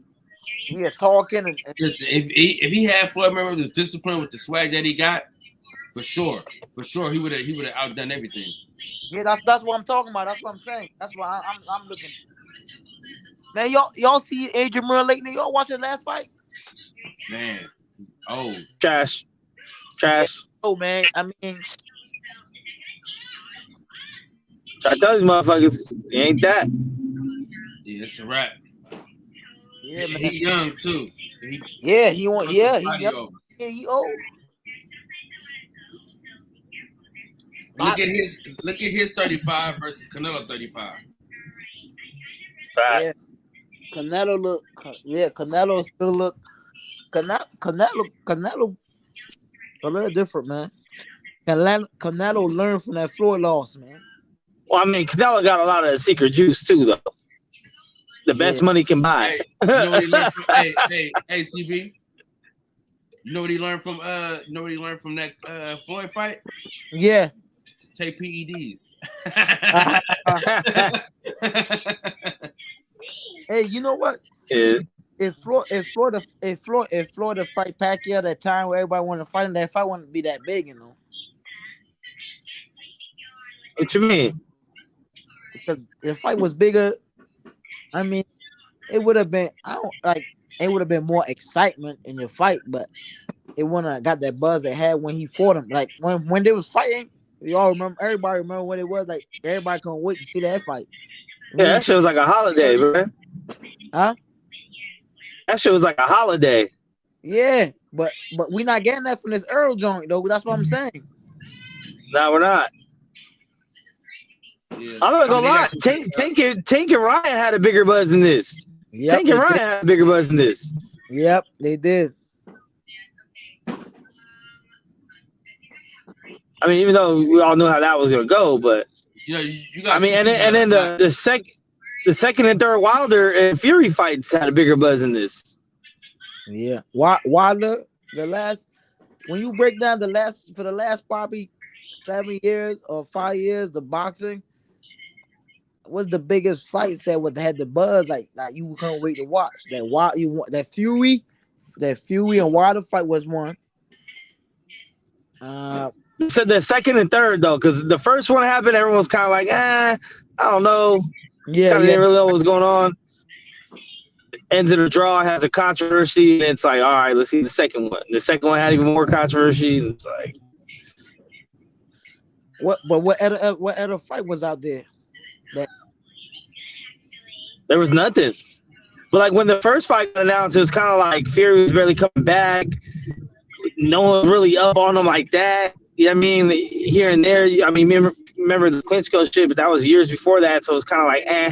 But then when they draw with the dramatic knockdown get up of the first one, that we had to see the second one. And the second one came all, we seen Wilder get stopped and it came all the excuses, so we had to see a third one. Like that built up anticipation, but that wasn't just from the bat. Like these two dudes are fighting and the world was watching. That was, The Summer League already started, y'all. That's crazy.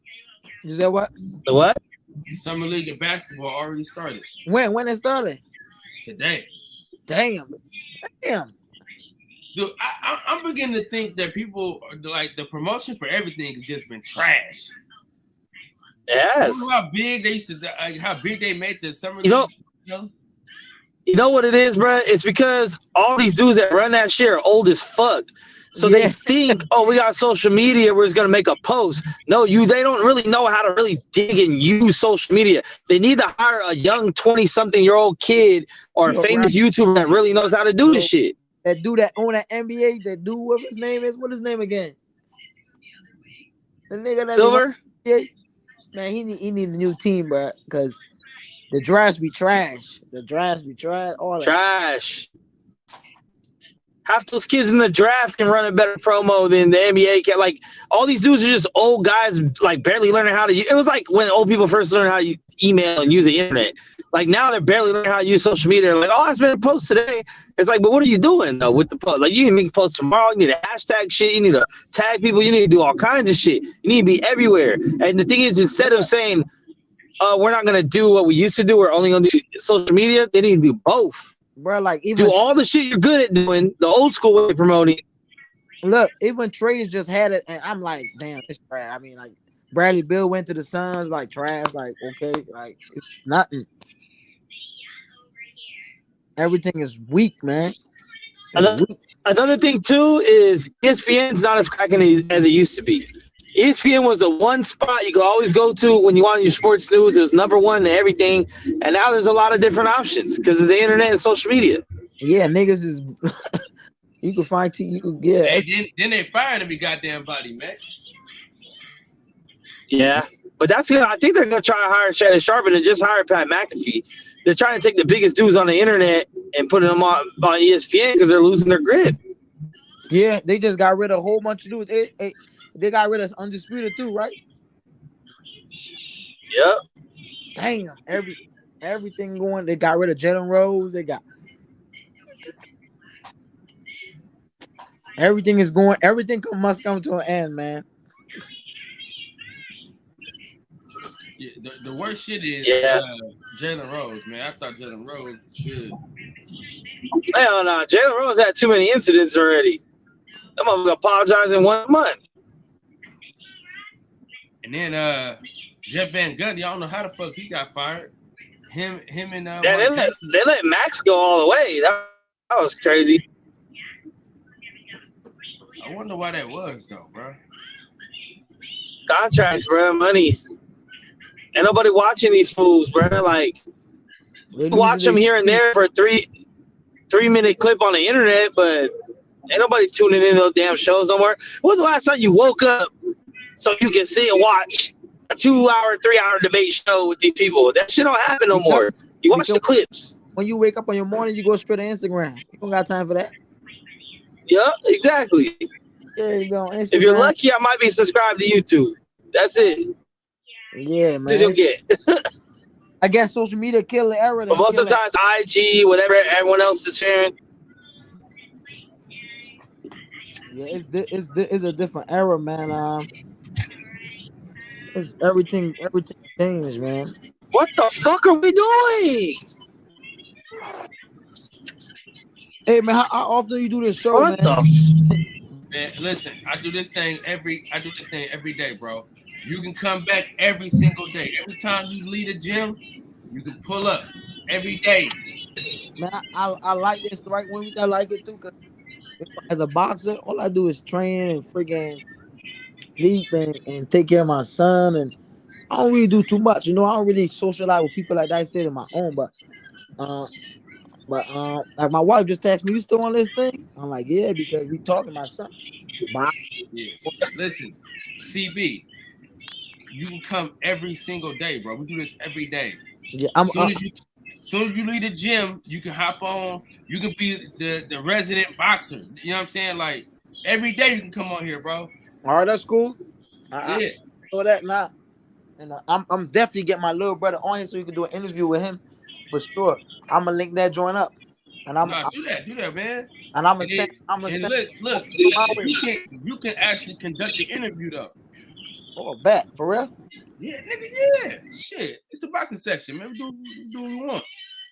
Hey, you ask them all the questions. You know what I'm saying?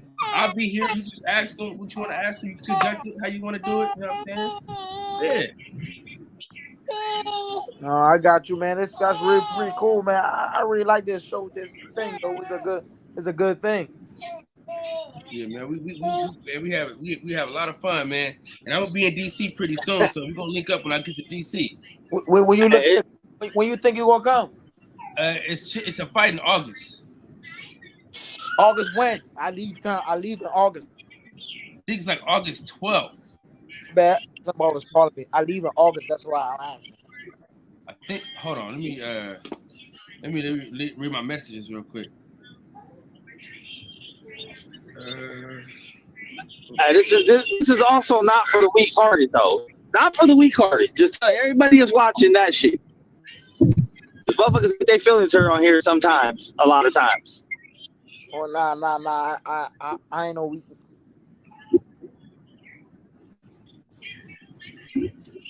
I'm good. We've had a lot of people show up one time and never come back. Oh, I know. I see. I know. Ain't nobody. I'll fight. So I ain't tripping. August 12th. Shit, boy, that's a bad one, boy. August 12th. You gonna be gone or you gonna be here? I leave the 11th.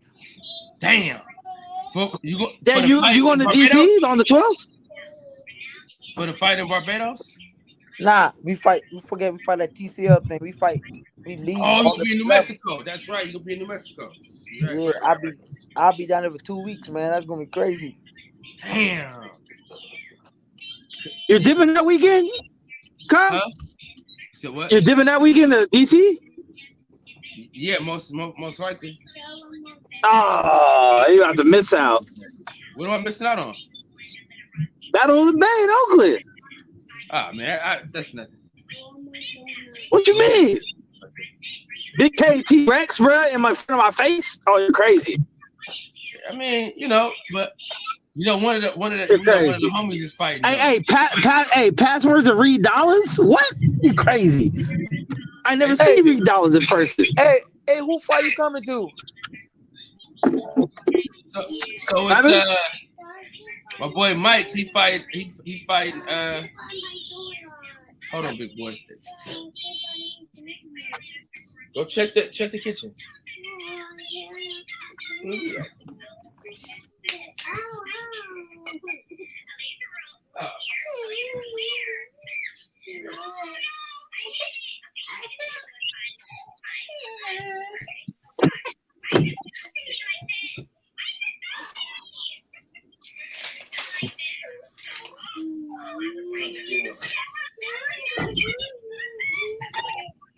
Yeah, he fight for PBC though.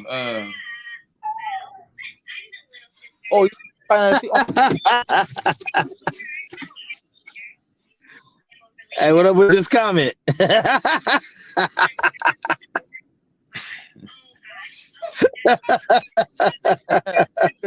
right?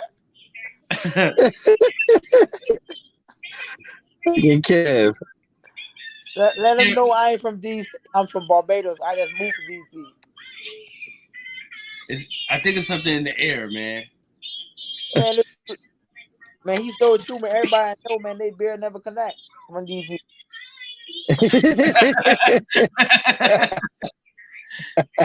all my homeboys, everybody from DC that box with me, they join and connect. All they doing is like struggling, and I'm like, man, I'm struggling too. You said where you said the fight in DC? Yeah. What's the card name? You got it? So my boy Mike, he fighting on the he don't got no opponent just yet. Trying to see. Mike, I'm trying to figure if I know who Mike is, man. I'll pull it up right now.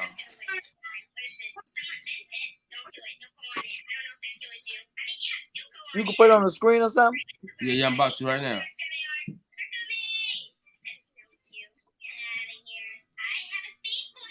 Yeah, he got a knockout streak right now.